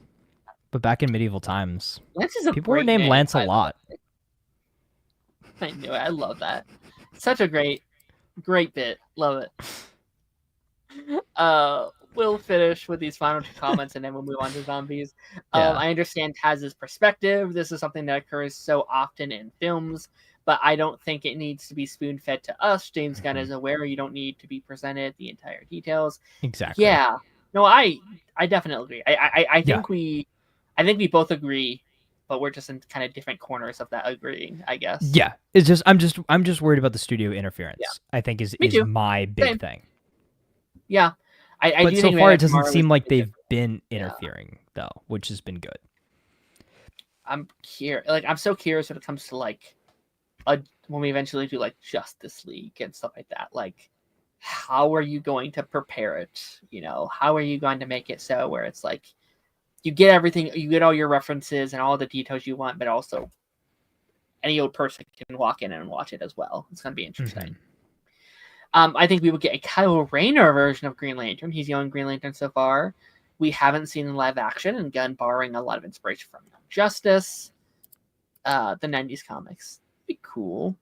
I feel like they might want to save that big of a character for like either the Lantern series or a big debut. Like, I don't know if we want to see Earth X. That's the thing. I don't think we're going to get any new characters as Earth X counterparts. I think that'd be a weird way to introduce characters to us. I think any anybody that we characters we see are like characters we've already characters we've seen. Yeah, like a Guy Gardner, Superman, Hawk Girl, probably not Hawk Girl. Yeah, well, maybe they could be part of the Sons of Liberty. Sure. Yeah, that'd be cool. Maybe that'd be cool to see, like, I don't know, Mr. Terrific or something. Mr. Terrific, yeah. Yeah, that'd be cool. Actually, that'd be really sick. Actually, have him be the head of it. I could see him. Like, that'd be cool. He's smart enough to put all this thing together, being like, guys, we gotta get it together. Like, right. He escapes from wherever they're at or whatever. Oh, that'd be kind of sick, actually. Ooh, you know what? As far as where's everybody being held? In the pocket dimension. Or in another pocket dimension, potentially. Sure. Is maybe you tie all that technology into itself. And maybe that's why the top trio are such big heroes in this world. Yeah. Is because they got rid of all the people they didn't like and just exiled them into the pocket dimension. Yeah. I'll say this as a final thing. Do you think we see Earth X Lex? Ooh. Because, like... what if Earth X Lex is the leader of... like, everybody's the leader of the Sons of Liberty. I've seen... Earth X Lex. We were talking about this on Ronin Stream. I was like, I like this, but I want you to save that for a bit later on, because I think that hits harder when if it's like Crime Syndicate Earth or something. Crime Syndicate, save it for like Justice League 3 or something. Like, I think that hits harder when you've seen all the fucked up things you could do, and now you go, good. Crime Syndicate shit is always so fucking fun. I really hope we do that. I really hope that'd be awesome. Okay. I think we do have to move on, though, because we have another big show to talk about. I forgot to download the logo. I'll do that here in just a second. But we have Marvel Zombies, ladies and gentlemen. Our next animated Marvel Cinematic Universe show, I guess. I consider it MCU still. Yeah. Like, I do think there's a bit of a difference between, like, what if Marvel expanded Zombies, MCU, and then like Friendly Neighborhood Spider-Man and X-Men 97, where they feel like they are doing their own thing, where this is, you are literally taking the exact MCU and altering it. Like, that to me is still MCU adjacent. Marvel Zombies, we've been waiting for a very long time for Marvel Zombies. It seems like this thing was filmed in like 2020, 2021 probably. Did you see that clip with Elizabeth Olsen where she was like, I forgot I filmed this thing. Like, I recorded it at home. So it was probably during the pandemic, which is crazy to think about. With number one, how long animation takes, but also number two, how certain things behind the scenes not coming out at the times that they were supposed to come out Yep. pushes everything back. Well, And like now that we've seen the show, we know why. yeah, yeah. Blade. Blade. Yes. Well, Blade. okay. They were Again, waiting for I'll Blade. send you. Again, this is the second time I've been advertising this man's podcast. It's great. You know, I think he's awesome. But Brandon Davis again. Brandon Davis. I saw his interview with the writer, director, producer for Marvel Zombies, and one of the big points that they talked about is why were they allowed to use Blade in this? And it was because they thought that the Blade movie would have been out by this point, but the fact that it didn't is why they swapped him to Moon Knight Blade to give them more free reign with the character and stuff like that. Right. But yeah, it's so here's the thing. I've seen some maybe mixed reviews on this is the best way to put it. Right? Is some people in the camp of like, oh, it's kind of pointless. It's just like an extended what if episode. But then I've seen people in the same vein have been like, oh, this is awesome. It's an extended what if episode. So where do you fall on that? Because I'm still not quite sure. Like, I think in concept, this thing was really cool. The fact that we got to see alternate versions of these characters, the fact that we got the Young Avengers that we've been crying out for the last, 2-3 years, finally. We got to see more, super uber powerful Scarlet Witch, which I'm always here for. And I think the animation actually looked really good. Like, I know not everybody's a fan of the what if style of animation, but I think given its style and what they had to work with, I think it looked great. And I think that they told a pretty good story here. All the voice cast brought their A game. And I think it ended off on a pretty good cliffhanger that, like, okay, we could see more from this. Yes. But was it a satisfying ending? And my answer to that, honestly, is no. I felt like I sat there, I watched 4 episodes of setup for the next season. Unfortunately. Not that I didn't enjoy what I saw, but it just made me feel like I almost kind of wasted my time in a way. It's like, it's in a weird way, I feel like all 4 of those episodes could have been one episode. Like one long, I know, again, this was originally pitched as a movie, but it couldn't be a movie because they wanted to use Spider-Man. Yes, they wanted Spider-Man, yeah. But I don't know. It's just, I like the concept. It definitely I love longer, I'll say that. Yeah, like I just feel like we didn't get a complete story, I guess is the best way to put it. Interesting. I'm okay, let me get my positives out first. Because, like, this is, I think, the most hype Marvel has been in quite a few years. Like, this was, like, Infinity War Endgame level, almost for me, where I couldn't believe what I was watching on screen. Like, it's almost like they gave us a Secret Avengers movie, and I was like, what the hell? Like, obviously, like, we saw the trailer, but, like, I don't think I knew the scale of what they were trying to do. And to me, this show is a love letter to all the people who've stuck around. People who watched everything in Phase 4, who watched everything in Phase 5, the people who have been begging to see these characters on screen. This has been what I've been preaching for almost 5 years now, is they say what you want about Phase 4, Phase 5. Has it had its issues? Yes.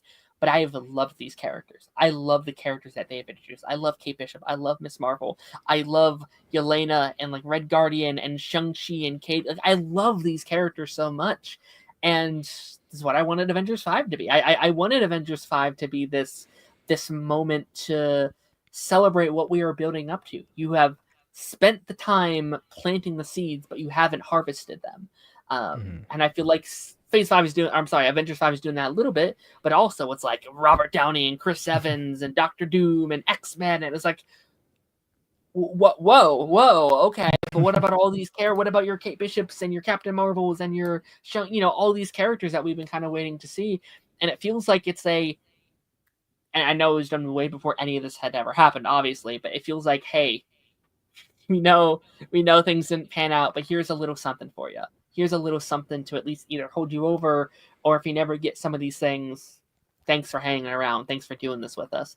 And I think that aspect of it made me like a kid in a candy store. I'm like, thank you for doing this. Is it the strongest show? No, not technically. Like, not on it. Like, is the plot a little thin? Sure, that's a valid criticism, I think. Go ahead. Sorry. No, I would agree with that point up until the point of like this was made to replace what we should have gotten. This was made at the same time as what we should have gotten was supposed to come out, right? Yes. Yeah. So what I'm more so thinking is this was supposed to be that juxtaposition, right? Is this was supposed to show us the other side of the Young Avengers, the other side of the New Avengers, the other side of all of these characters that were being built up in the MCU proper. Yeah, I agree. But what ended up happening was the fact that this got delayed for so long that this is our supplementary content. This is all we've got, right? Yes, like all we've got Young Avengers wise is the little post-credit scene of the Marvels, right? And I don't think we're getting it. And then what was it, that thing for the Disney ride, right? Like wasn't there like a thing with Cassie Lang and Kate Bishop in that? I think Miss Marvel as well, maybe. Yeah, or America Chavez. America, that's it. Yeah, that's it. Yeah. Which actually I'm surprised why was she not in this? But you're probably too OP. Right? Do you just want to we would just be like, hey, let's just move to another multiverse. Let's just fuck this earth. Go there. But also there's, and we'll talk about this later. I guess overlap with Multiverse of Madness. This is getting a season 2. They also there's a couple characters from they might be saving them for a season 2 because they want to do season 2. Well, okay, so here let's just jump. I guess let's say how it starts and then jump to the end because there's a lot that happens in the middle that we can discuss. But I think the big things, obviously, we start with a Young Avengers team, Kamala, Kate Bishop, and Riri all together fighting zombies. I think that was great. Like it showed us, okay, these characters work together. I was overjoyed. I couldn't believe. I knew these characters were going to be in it. Obviously, we heard that, but it didn't cross my mind that they would be together at the same time. Be such a focus and actually be the catalyst for why this season kind of unfolds in the way that they do. And I will say too, I will give this show props is because it is in a different universe. They're not afraid to kill characters, and they kill people very brutally. Almost Kate Bishop, just a little bit. Kate Bishop is the first one to bite the dust. She gets vaporized because her trick arrow doesn't work the way that she thought it was going to. Yeah, we're led to believe Riri gets overrun and killed by zombies pretty much immediately too. And then it's this kind of road trip with Kamala across the world with this little device that she thinks can save the world because it's going to send a signal to the Nova Corps, which, Nova Corps, cool. Glad they're bringing that in here too, is that little Guardians connection, and obviously Nova, which we still haven't seen, which I think will be cool if we eventually see that character. But so that's kind of that's the MacGuffin, right? Is get this out into space and find the Nova Corps. So that's how we meet Blade Moon Knight, which is the best character in the entire thing. I need to buy the Funko immediately. I really love that. I think it's so funny that we've seen Wesley Snipes Blade again, and then Blade Knight before the actual Mahershala Ali Blade I had movie. To pause it for my mom. She's like, "Who is this?" I was like, "Well, it's a character that you haven't met yet." And it's what if season 2 had the same, or sorry, season 3 had the same exact problem where they they showed Riri Williams had a big episode in the season. It's and there's another episode that had the Hood, and it's this is cool. This is cool. We don't know who the Hood is yet, so why do I give a fuck about this alternate Hood? It's cool, man, but we don't know yet. I think once we eventually get that Blade movie, I'll be like, oh, cool, I see what they were doing here. Although Yeah. it'll probably be nothing like this version of the character by the time, if it ever comes out. But no, like it was cool to see him. I will say, just before you keep going there, on your death thing, I actually think the deaths was one of my negatives a little bit. Oh, interesting. Because like sometimes I think too many characters died a little bit too fast, where it felt a little bit too like templated a little bit to me. It's very like Wizard of Oz, where it's like each episode we're gathering our team throughout the way. Yeah. But there was parts of the episode where like, okay, it's time we kill off the character. Like I think by episode 3, it's like, all right, time to kill off these characters. Sometimes it was a bit. I know it's literally zombies. I know people are going to hate on me, being like, "Well, they're supposed to die. That's the point." I know, but I kind of wish they maybe killed off like a couple less characters to make the actual deaths itself feel more impactful. You know? It's yeah. like, well, I mean, by the end, they did technically retcon one death, not retcon, but recontextualize a death by the end of the show. But also the way that the show ended, you can almost not trust anything you saw. You know, is because you at that point, what is real and what isn't. Right. But no, as I think seeing all these characters in a different light were pretty cool. Some characters were more or less the same. Like I think the Black Widow crew, like Yelena, Red Guardian, their mom, like I think they were all more or less the exact same characters, just plopped in a zombie apocalypse. I wasn't a huge fan of Yelena. I guess she felt a little bit too kind of nothing here, actually. Like, it's again, it's okay. It's more the same. Like that was kind of it for her. I think weirdly enough, Red Guardian's strong because I'm not a huge like Red Guardian head. I'm not a huge fan of his character in general. This might be his strongest thing. But he was more Red Guardian in this than he even was in Thunderbolts or in Black Widow. Like he was more over the top. I think he's my favorite This might be my favorite Red Guardian appearance because of how deep they allow him to go. Like him in Thunderbolts is also really good, but like I liked his like grieving stuff where like his scene when like Yelena dies, I was like, oh, this is good. And like his dynamic between like him and Miss Marvel is something I never thought I'd like to see, but like they kind of like help support each other, and it's like keep living or she'll kill you. Like you have to keep going for her. I wish his death was a little bit more impactful to make that arc feel more like satisfying because it kind of just. I think the most impactful death to me had to be Death Dealer when Jimmy Woo reacted to. No, I think that was hilarious though. Oh, okay. I think it was fun. I think making characters that you wouldn't think would be big side characters, big side characters. I did think it was a little weird that it's like, okay, when is this actually coming out? Because they had a big old like Mad Max style sequence at the beginning of what was that, episode 3? 2. Or was that it's 2? Yeah, because of Shang-Chi. Yeah. Okay. Yeah. At the beginning of episode 2, with Shang-Chi and Jimmy Woo and all of them, I think that was kind of fun and interesting. But again, the Mad Max aesthetic was like, okay, I guess that's where we're going with this. This is a Mad Max zombie apocalypse.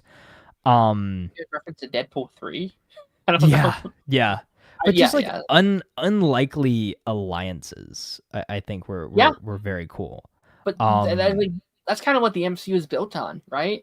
Yeah. It's like the MCU is cool. Like obviously we love these like original stories and all these characters and stuff, but it means nothing if we don't get to see them working together and combining, which is why I think people love Thunderbolts so much, right? Because we're seeing this character from here and here and here and here. How do they work together?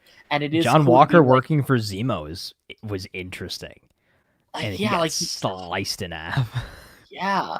And like, you know, you have a scene where it's like, okay, it's Namor and John Walker and Zemo and Miss Marvel and Shang-Chi and Yelena and Red Guardians. It's like, this is Avengers 5. This is what I wanted. This is what I've been begging. This is But it also shows you that you can do so much more in animation than you can in live action in a lot of ways, right? Sure. Like we would never see something like this outside of like a dream sequence. Yeah. In a live action movie. And you know, I also think, I know you didn't watch past season 1, but I think it also shows the like downfalls of the what if formula. Because was there another zombies episode in season 2? No, just one. It was just in season 1. Yeah. Okay. And this is supposed to be the same Yes. Yeah, because that ended with where we pick up in Yes. episode 3. Which I'm really glad with I Spider-Man and rewatched Black Panther and all of that. because I didn't remember any of that. I was No, like, I didn't remember it Yeah. either. And I was like, wait, like this seems familiar. Yeah. And then it wasn't until after I had seen everything I was like, oh yeah, I remember that now. Right.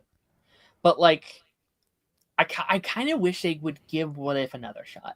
Like, let's bring it back, but this time do kind of this vibe where each season I saw your tweet is about that. one long storyline. You can, and even more than this, because I kind of wish it was a bit longer, because even it had being 4 episodes wasn't enough. I would have liked it to be at least one more episode to that things pace out a little bit better. Like do these like 5 to 6 episode seasons and just like one storyline. I'm gonna play devil's advocate there and almost say I don't think they need to be quite this long.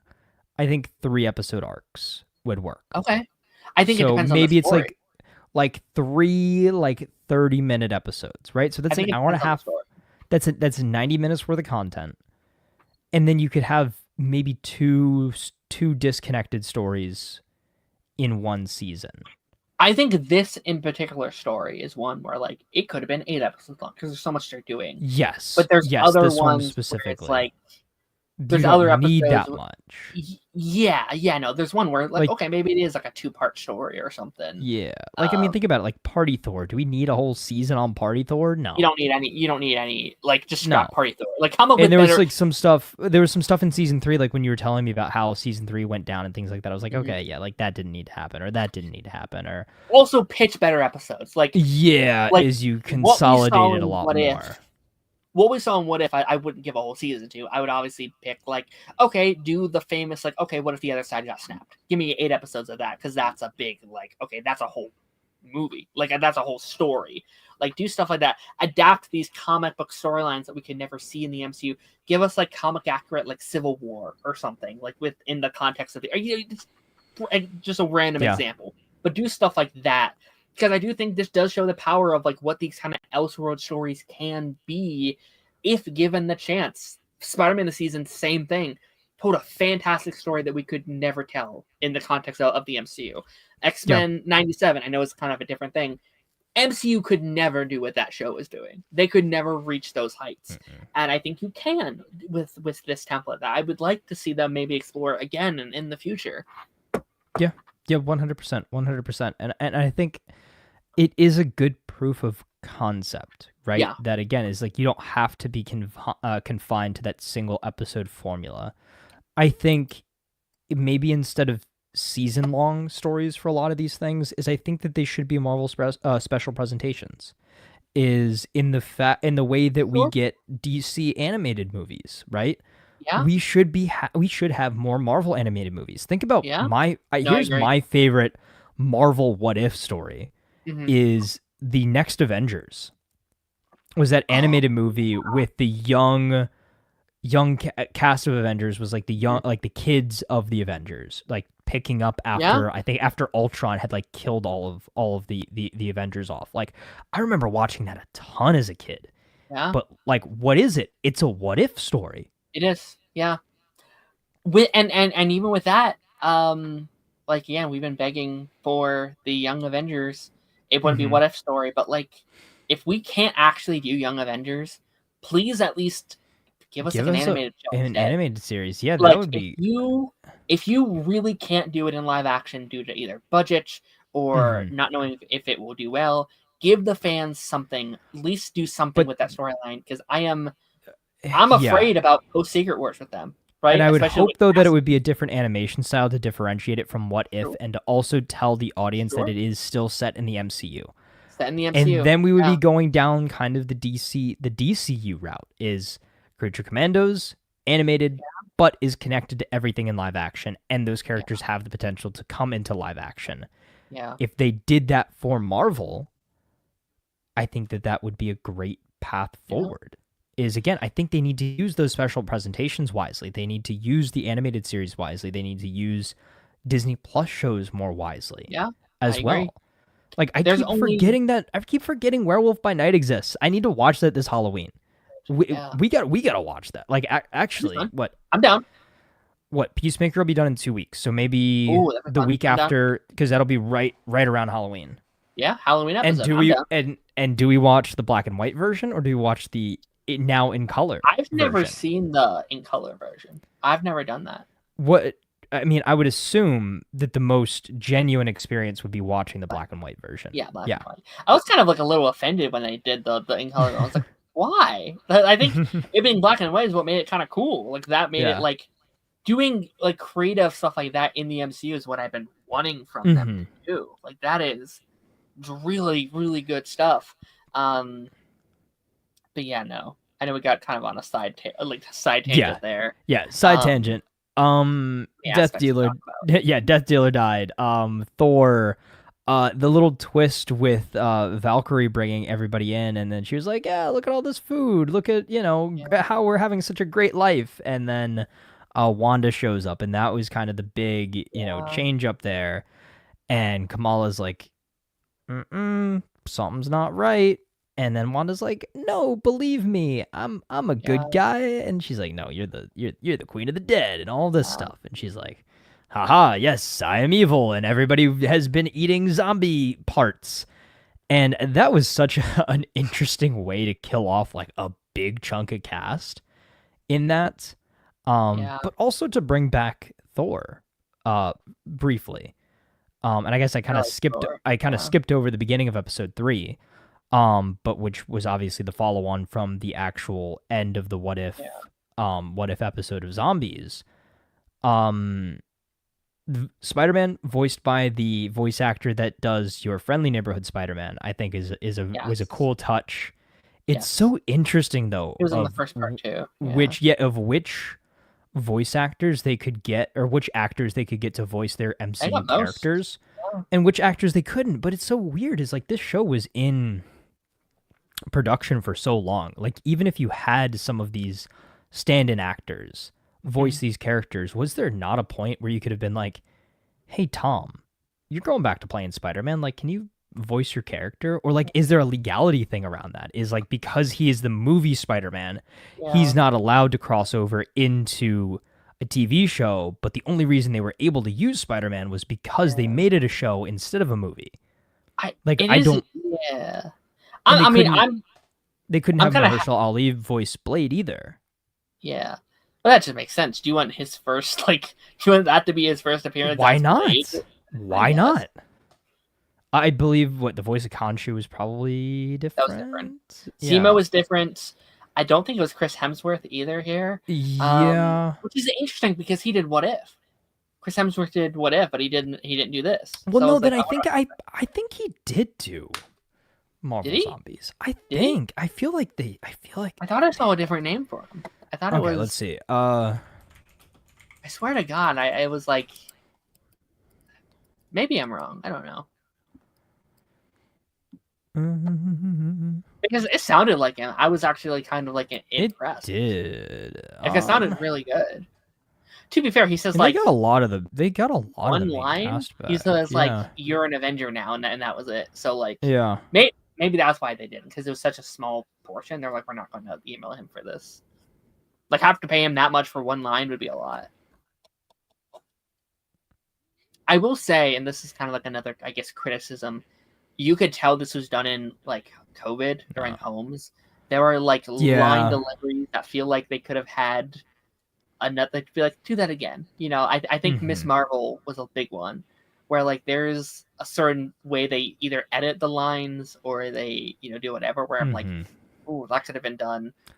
You could tell that these actors weren't talking to each other in a booth. That everybody was recording their lines. Yeah, there's separately. There's that line where it's like, you have to come with us. You're you're an OG Avenger, and just the way it's cut, it's like, oh, that doesn't sound good. Yeah. And again, it's nothing against the actors. I just assume there probably wasn't a director next door be like, hey, can you run this again, or maybe do it like this? Yeah. And maybe also too, timeline wise, I almost have a feeling that this was what I was going to say is this was probably filmed before the Marvels, but maybe after Miss Marvel season 2. Yeah, so she hadn't fully come into that character yet. That is either. true. Yeah, she hasn't defined it, which kind of does feel a little bit like a Miss Marvel season 2 as well. Like it feels Yeah. like if we never get a Miss Marvel season 2, it's like, well, we got Marvel Zombies because she is the Yeah. main character. She is the main character in this, which kinda I was love. not expecting. I was not love that. expecting that. Yeah. I love Well, and Miss as much as she's the main protagonist, again, more Wanda, Scarlet Witch as the big bad is like you kind another of go into one, it thinking it's gonna be zombie Thanos, but like he's kind of just a plot device in a lot of ways. I love Miss Marvel like as our lead here. I like that she kind of can't fangirl anymore. I think it's such an interesting thing where it's like Yeah, she does have to get very serious very quick. Yeah, like I like she is a kid still. Obviously, she's very kid tendencies. She jokes around a little bit, but like she's not like, oh my god, Thor, because she doesn't have time. She doesn't have a chance. There aren't really superheroes anymore. There aren't like celebrities. She is just a normal person. Everyone's just a normal person trying and to she's survive. got the most important job of them all, which is trying to get this satellite into space. And I guess let's get to that part, right? Is so we escape New Asgard in Valkyrie's ship and everything. We shoot up into space. They try to contact the Nova Corps. They pop up immediately, but it's because they've already surrounded the planet, and all hope is lost at that point. It's like, we're here to contain the outbreak, and that's that. It's which is also 101. It is, which is like, also kind of interesting too. Is if this was filmed during COVID times, like such a weird coincidence, right? Yeah. Obviously this was thought of before that, but like it's just kind of a weird coincidence that it was filmed around that time. Anyway. Maybe that's why, like, maybe that's another reason it took so long. They're like separated a little bit. Maybe, like, yeah, like, you're right. I wouldn't have wanted to watch this in like 2021 or like 2020. Yeah, it'd be like, oh shoot, is this where we're headed? Real life, baby. But no, like that is so Apocalypse 101. That is like every apocalypse story is like quarantine. Like we don't want you here. Don't infect us. Even like Valkyrie's thing, where it's like, no, we're not taking more people. You're going to infect us. You're going to get us in, and like. It wasn't their fault, but also like there is this element where it's like every place I go, I get people killed. Like every person that joins me gets themselves killed. It's like in a weird way, it was kind of Last of Us in a way, right? It's like, all right, this whole journey across the country to find this cure, you get there is no cure, and same thing here, there is no cure. Like there's nothing you can do about it. Yeah, but then there's but then there's the Wanda aspect of her, like in, like maybe that was kind of the part that I didn't necessarily understand. Like, so I didn't. What is so important about Kamala as far as like why is she so important? Like, it makes sense. It would honestly, it would make more sense if this was America Chavez. You know? Yeah. Like do you think that was something that was changed? Ooh. Like what do her powers have to do? Like, and her powers are different in the MCU than they are even in the comics. So what, in the MCU they're more so like light based? Is she the cure? Like this feels like almost like this is like a skeleton crew thing where like I'm fine waiting for that answer if it is an answer. If there is an answer, but outside of it, it just seems like, okay, it is weird. It's like okay, she's our point of view character, so she has to be important, and that's, or is it just like, oh, she's the most gullible and she's the most hopeful, and she's the most gullible and hopeful, and the one that would be okay with living in this fake universe. But okay, so that's I need more explanation. But that's my big thing with the ending, right? Is I think we had great build up, great setup, great character moments, cool deaths, cool action sequences, all of that, great story, and then we get to the end, big epic fight scene, everybody dies, and Wanda's just like, all right, take my hand, we're gonna set everything right. Kamala wakes up in the perfect world. And then she starts seeing some cracks and things that are not right. And then she gets called out to from Riri, who is still in fighting. And like, but also too, are we in a different universe? Or has Wanda put the entire world under a hex and all the zombiness is still going on around Kamala? I think it's but just she's just seeing what Wanda wants her to see. Yes, I think it is a. I think she is just seeing it's a hex. Yeah. I think she's just seeing this, and around her is right. So, but why do Kamala's powers? Yes. Why do Kamala's powers amplify Wanda's powers enough to allow her to hex the whole world? That's such a weird. World, or I think it's just in her mind. I think just in her mind, she's seeing this like a dream sequence, kind of. No, from again, the way that I interpreted it, right, is she was sitting on the street, and then she sees it flashing back and forth between what's really there and what's not there. In the same way, right, like she did it on a very small scale inside New Asgard, right? Is so everybody saw like, delicious food, all of this, whatever, but it was actually zombie parts. And I think that that's what Wanda is doing here for Kamala, right? Is so she's making everything and everyone look like it's fine. Yeah.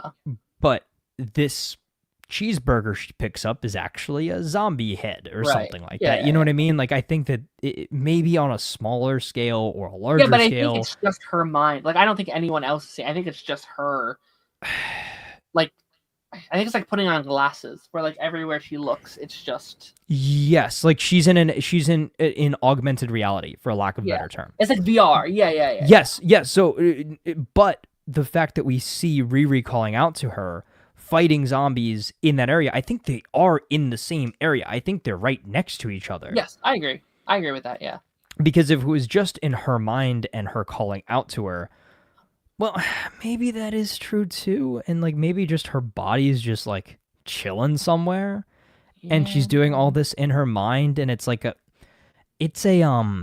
what's that creature from Justice League Animated? They've used it in Superman projects and stuff. They used it on Supergirl, the dream sequence alien thing. I know what you're talking about. I don't know its name though.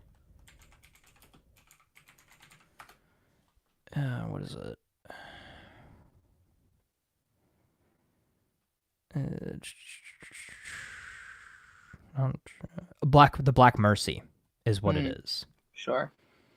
So maybe that's kind of what they're doing, but it is like a mind melty kind of ending, and obviously it's done like that on purpose. I like it to a point. Like, yeah, and if we get another season, cool. But it took like 5 years for this to come out. Are we not going to get the next season until like 2030?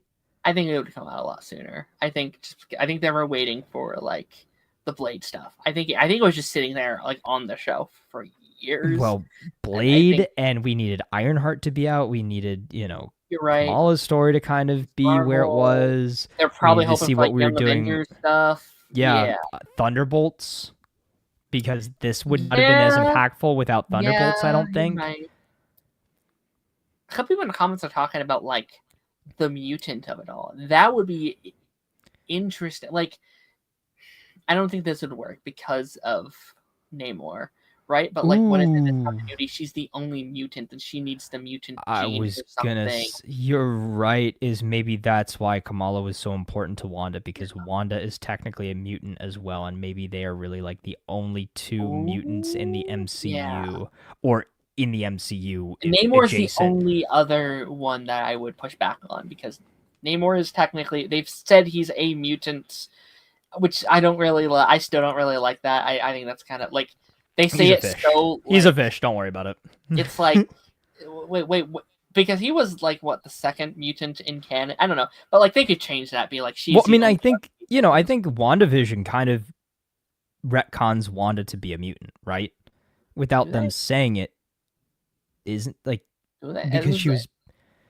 They tell us that she's basically she was. Right? Well, no, but they tell us that she was born with her powers, though, right? Because she used she used witch magic, kind of, right? Like she used the probability hex to make the bomb not explode, right? So she's technically had powers since birth that then get amplified with the Infinity Stone. Yeah. So then but then how is Kamala a mutant? Because from the way that they explain, I still haven't seen Miss Marvel. I saw the Marvels. Oh, really? But I haven't seen Miss Marvel yet. Okay. So from this is from what probably I an understand, experience. it is, right? But like I feel like I know enough.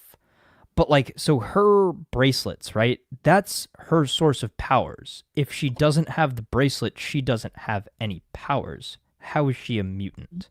If she has They haven't explained it yet, a piece of tech. right?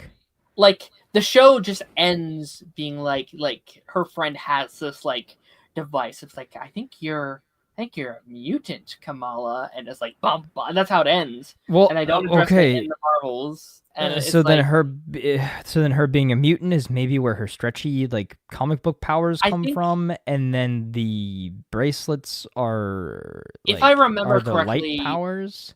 her mutant powers is what allows her to like access the bangles or something like that. And That's it's weird. Yeah, it is a weird thing because it's like, okay, you could have just I don't know, you could have just done one of them. Like having both feels weird.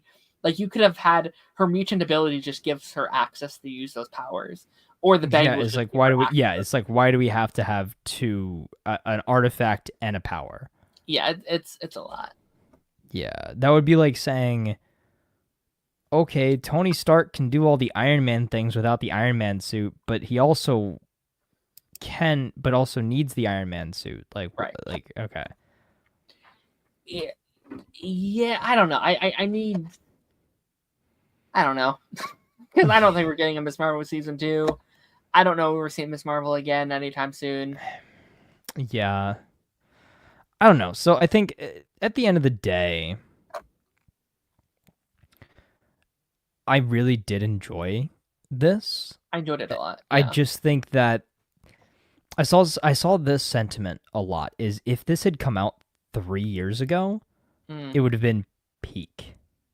Yeah. But the fact that we've had so much other stuff come out between here and then, and we've known about this for so long, it just seems like almost too little too late. Or like if we got this and then they immediately said it's like, oh, season 2 is coming in 6 months or something like that. Yeah. But I think at the earliest, season 2 doesn't come out for another couple of years because animation takes a long time. Getting all the voice actors together is going to take a while. I would assume they already have a story from the way that they ended this. Like it's quite obviously set up for another season or at least another random what if episode to wrap things up. Yeah. They said they're just waiting for like the okay. Yeah, but it's going to take so long. It's going to be another 2 or 3 years before it. And is anybody going to care at that point? And we're going to find ourselves in the same spot of like, oh, it's a cool story. But if it had come out, earlier, we would have been fine. I'm curious because they just came out and said this week that Spider-Man and X-Men will now come out every single year. That's their plan. It'll be a new season every year for X-Men and Spider-Man. Okay. So it seems like that's the focus. It seems like their focus going forward for Disney Plus is outside of Daredevil, animated shows. So I could see them just greenlighting it. It's like, hey, we haven't been making that many new projects for Disney Plus. Just do a season 2, have it end the story there, because I don't think I'd want a season 3. I think it has to be like I think 2 seasons is a good run for Marvel Zombies. Maybe make it like a longer season or something. Yeah. And you wouldn't need as many of the big actors because they're all most of them are dead, right? That's so true. Like you. That's true, but we've created this perfect hex world, though. Yeah. So everybody who died is now alive. Yeah.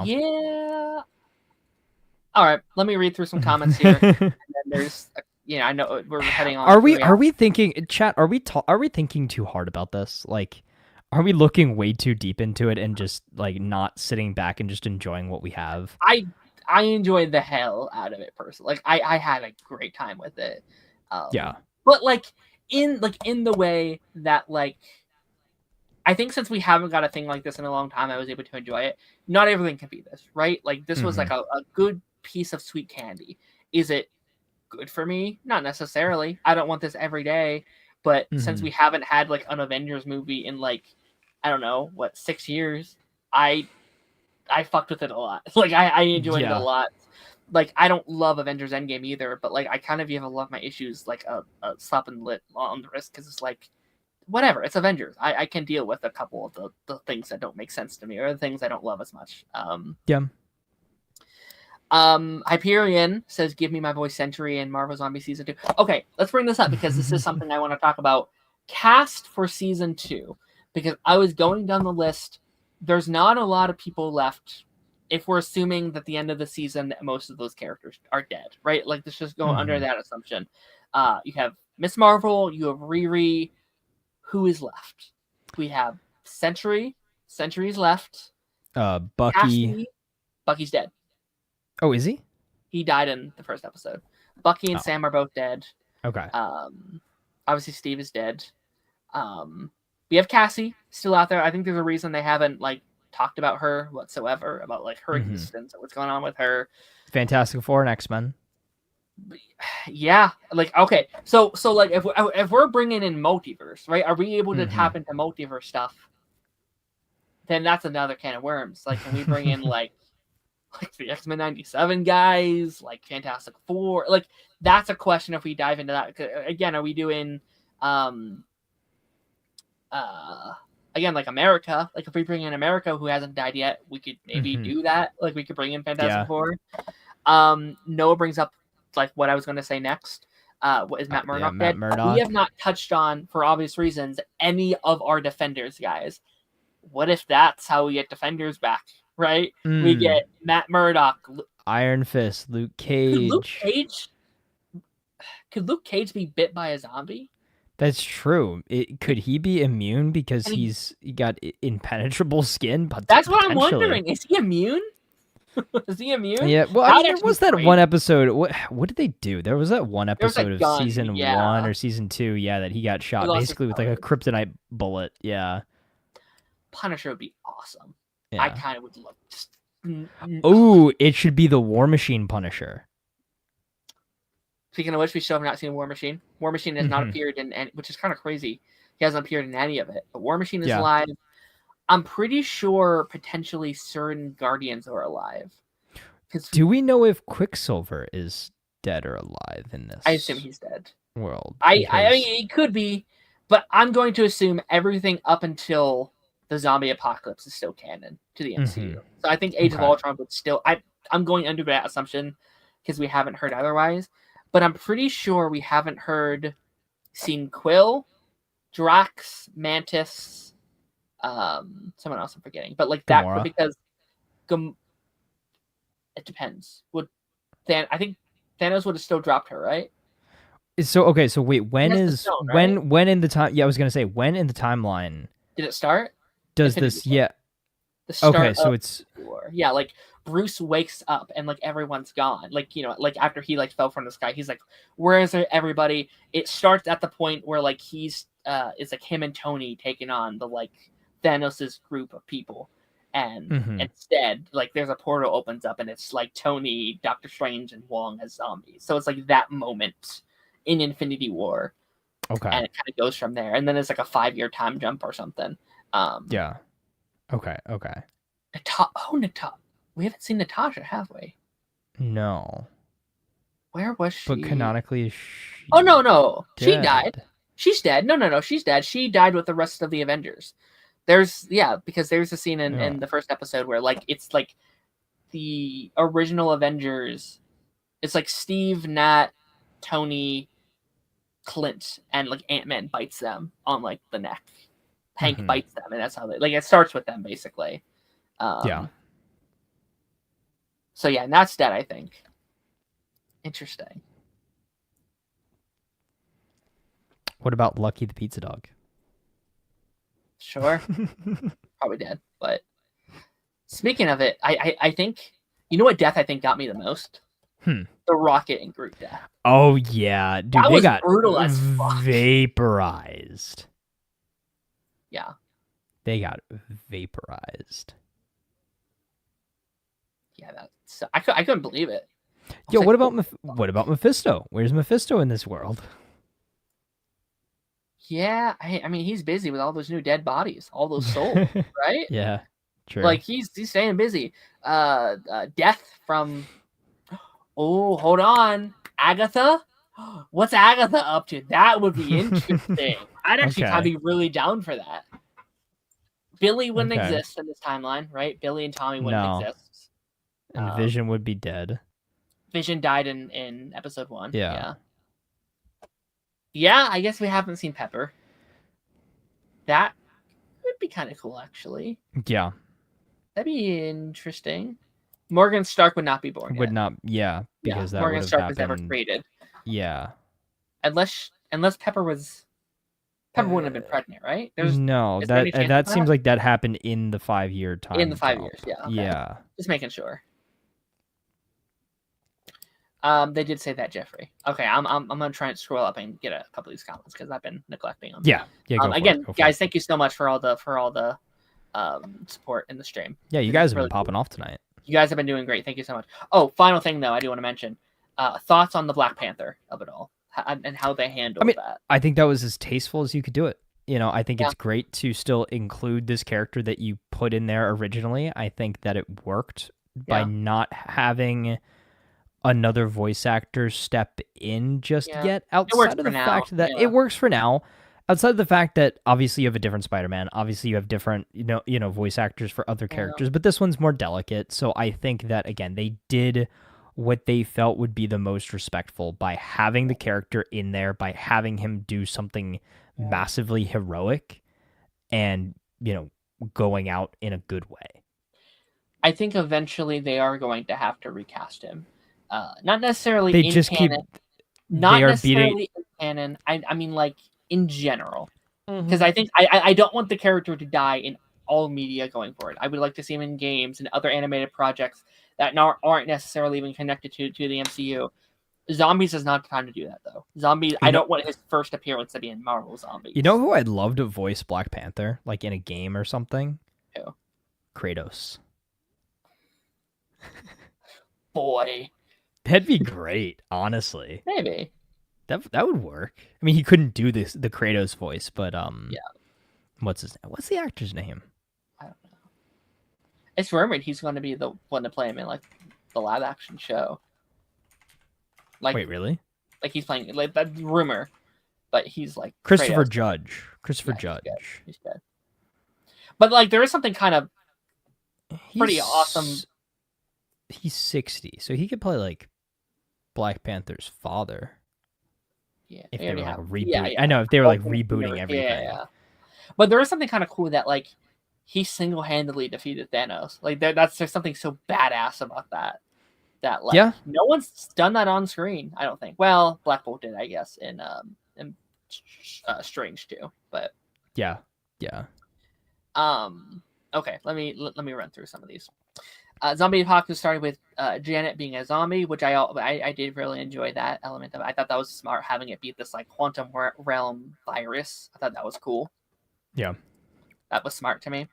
I mean, in the comics, Luke Cage had a heart attack and they couldn't cut through his skin, and they had to use technology to cut. Yes, they did that inside the show too, where they had to cut in to see what it was and they couldn't do it. Punisher, Matt Murdock, yeah. I actually value that you highlighted the insecurities with Kamala's power set, because I had actually forgot her actual comic book powers was basically so terrific. I still kind of wish they just kept her comic book powers. I stand by that, but like, Yeah, me too. as long as the animated shows stick to not being canon to the MCU, too many shows to keep up with these days. With the animated shows, I can pick and choose what I want to watch. Fair. I like a bit of both. I liked like Eyes of Wakanda we got recently, where like that was canon, but you don't have to watch that show, right? Like you don't have to like it's just extra stuff. It's just extra things if you want a little bit something extra. You don't have to know that to understand like Spider-Man or Doomsday. Especially if you consider that Von Strucker was a Hydra scientist and engineer in Ultron. Trying to zoom through if there's anything big I want to cover here that you guys said.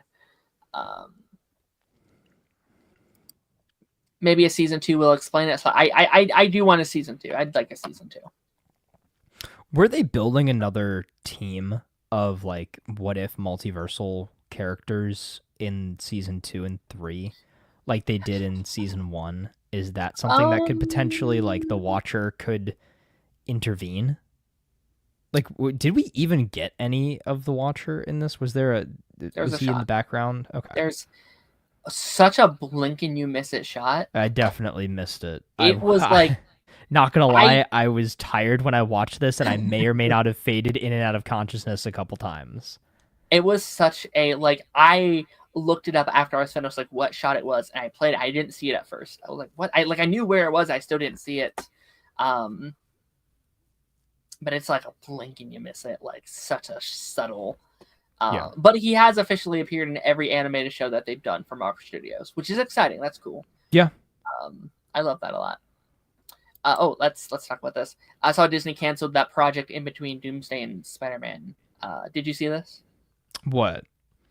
So the July 2027 date has been off. Is now off the board. Okay. So there was like a secret project that was, I don't know if they were actually working on, or they just were planning on having a project that date, that has now been delayed for the Simpsons movie that was announced today. Oh, interesting. There's a second Simpsons movie coming to theaters in 2027. So okay, because everybody needs that. I've been seeing so many people very excited for that. Oh, really? You know what? Hell yeah! Like, people are very hyped. I'm like, you know what? Hell yeah! I can never get into it. I can never get into it. My best friend loves The Simpsons, so I might go with him. I don't know. Okay, I'm scrolling up. Blade Knight was cool. He was very cool. I love his scene against, was it Ghost? That scene was awesome. I just love the scene where they were falling from the sky and he was just like, that was cool. Yeah. The ending is giving me Legends of Tomorrow vibes. It ended a cliffhanger, hoping for a revival. Yeah. Let's fair. just hope the story ends better this time around. Isn't there only one America Chavez in the multiverse? I'm missing. That is true. Yeah. Yeah, you're right. They can still introduce You're her, though. 100% right. You are right. Yeah. So that makes sense. That was that was kind of the whole point. Yeah. Which is a bit, and I still don't know if I love. I don't think I'm ever a huge fan when there's like one across the whole multiverse. I kind of don't like Galactus is kind of that way too. I'm like, that doesn't make much sense to me, that he keeps falling for the same trick over and over. I'm not a huge fan of that when people say that. Well, I mean, there's obviously not only one Galactus, because like sometimes he's a cloud, sometimes he's a cloud, sometimes same version, I guess. Sometimes he's a Lego, sometimes same version, I guess. I don't know. I don't like that either. I don't like that people one. swear by that. They're like, no, it's the same one. It's like, I think that's kind of dumb. No. They announced it November of 2021. We should have at the earliest by fall of 2023. It was the strikes, I think, was the big thing. It was Blade. It was a lot of things that contributed to it. The Thunderbolts made Red Guardian Yelena scene hit extra hard for me. I agree. Mm-hmm. Marvel Zombies has been around for a long time. It would go from a 9 to a 6 for me because of the cliffhanger ending if it doesn't get a conclusion. That is fair. I think I feel this way about a lot of shows where it's like, if we get more, it's great. If we don't, it's a little weird and it'd be hard to rewatch. Disappointing. I'd say. Yeah. The ending was a bit jarring. Fair. I like the ending itself, but it happens really fast, and the pacing of it could have probably been better. I will say. Oh, sorry. Go ahead. No, it's like I think bringing up rewatchability. Unfortunately, this isn't something that I'd be like, oh yeah, it's Halloween time. I want to rewatch this every single year. Yeah. It's not for me. It's kind of a one and done. Like unless again, did we get a season 2? I don't necessarily feel obligated to go back and rewatch it. Sure.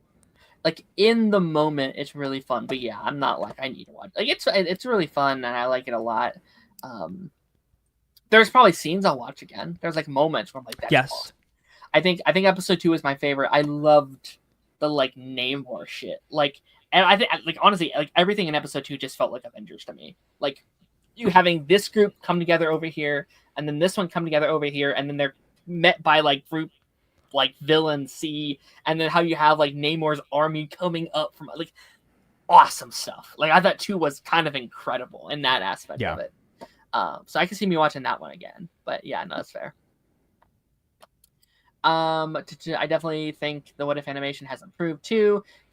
There are like scenes in here that look beautiful. Like I think the Yes. Hulk sequence in the fourth episode, gorgeous stuff. I'm like, holy shit! Like looks really really good. Yeah, it does. It's leaning more like Friendly Neighborhood than it did like What If, or no, actually, it leans more X-Men '97 than it does. Yeah.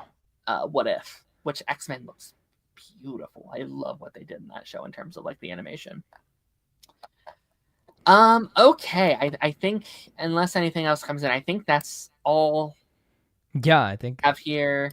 Nick Fury is also one. I will say Nick Fury is weirdly absent from both the first episode and the series. I think he's alive somewhere. Ooh, you know what a good one would be? Ghost Rider. Agents of S.H.I.E.L.D., baby. I mean, listen, man. Like, bring in Nick Fury.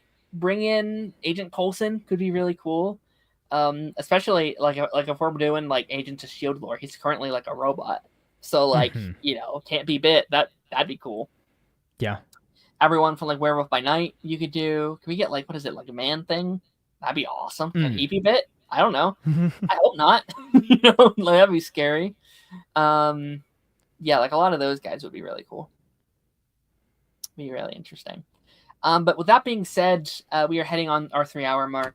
I do think we have to get out of here. But thank you for everyone who joined us today. This was an absolute blast and a half. Taz, what you working on? What you doing? Anything you have to shout out, promo? Yeah, I mean, youtube.com/toxictaz. I did finally get to downloading all the pictures and videos and clips and random trailers and stuff that I've sent myself over the last like 4 weeks. So we're getting back into video stuff. So hopefully I'm gonna try. Hold me to it and flame me next week if I don't get something out this week. But I think I'll get my Dexter episode 6 video out this week, hopefully. Fingers crossed, as long as nothing crazy happens. But I think there's also something in the pipeline for us later this week, isn't there? Oh yeah, no. I mean, obviously join us Monday for we're back for some more Peacemaker and Gen V and all that jazz. And then Thursday I have this super, I'll be honest, a loser joining the show. Super no good, annoying, pain in my ass joining the show. Oh no, just kidding. That's the following week. This week I have Taz joining the pipeline. Your first pipeline appearance solo. It's first solo episode since 2023. Yeah, that's crazy. Since the rebrand, it's insane. I'm excited. No, join us Thursday. We're doing we're ranking everything Dexter. We're ranking the shows, the seasons, the villains, the characters, anything we can fit in with the time we have. We're going to be ranking. That's going to be very, very exciting. Tune in Thursday. It's going to be weird because it's just going to feel like this show, but on Thursday. I feel like. Yeah, and we're just going to, I feel like we're going to be a little bit more chill, probably a little bit less, crazily organized, but and it'll just be randomly in the middle of the day. So it'll be fun. It'll be fun. So, thank you for everyone joining. This was fun seeing all the comments zoom in. I always appreciate that. Without further ado, ladies and gentlemen, I'll catch y'all on the flip side.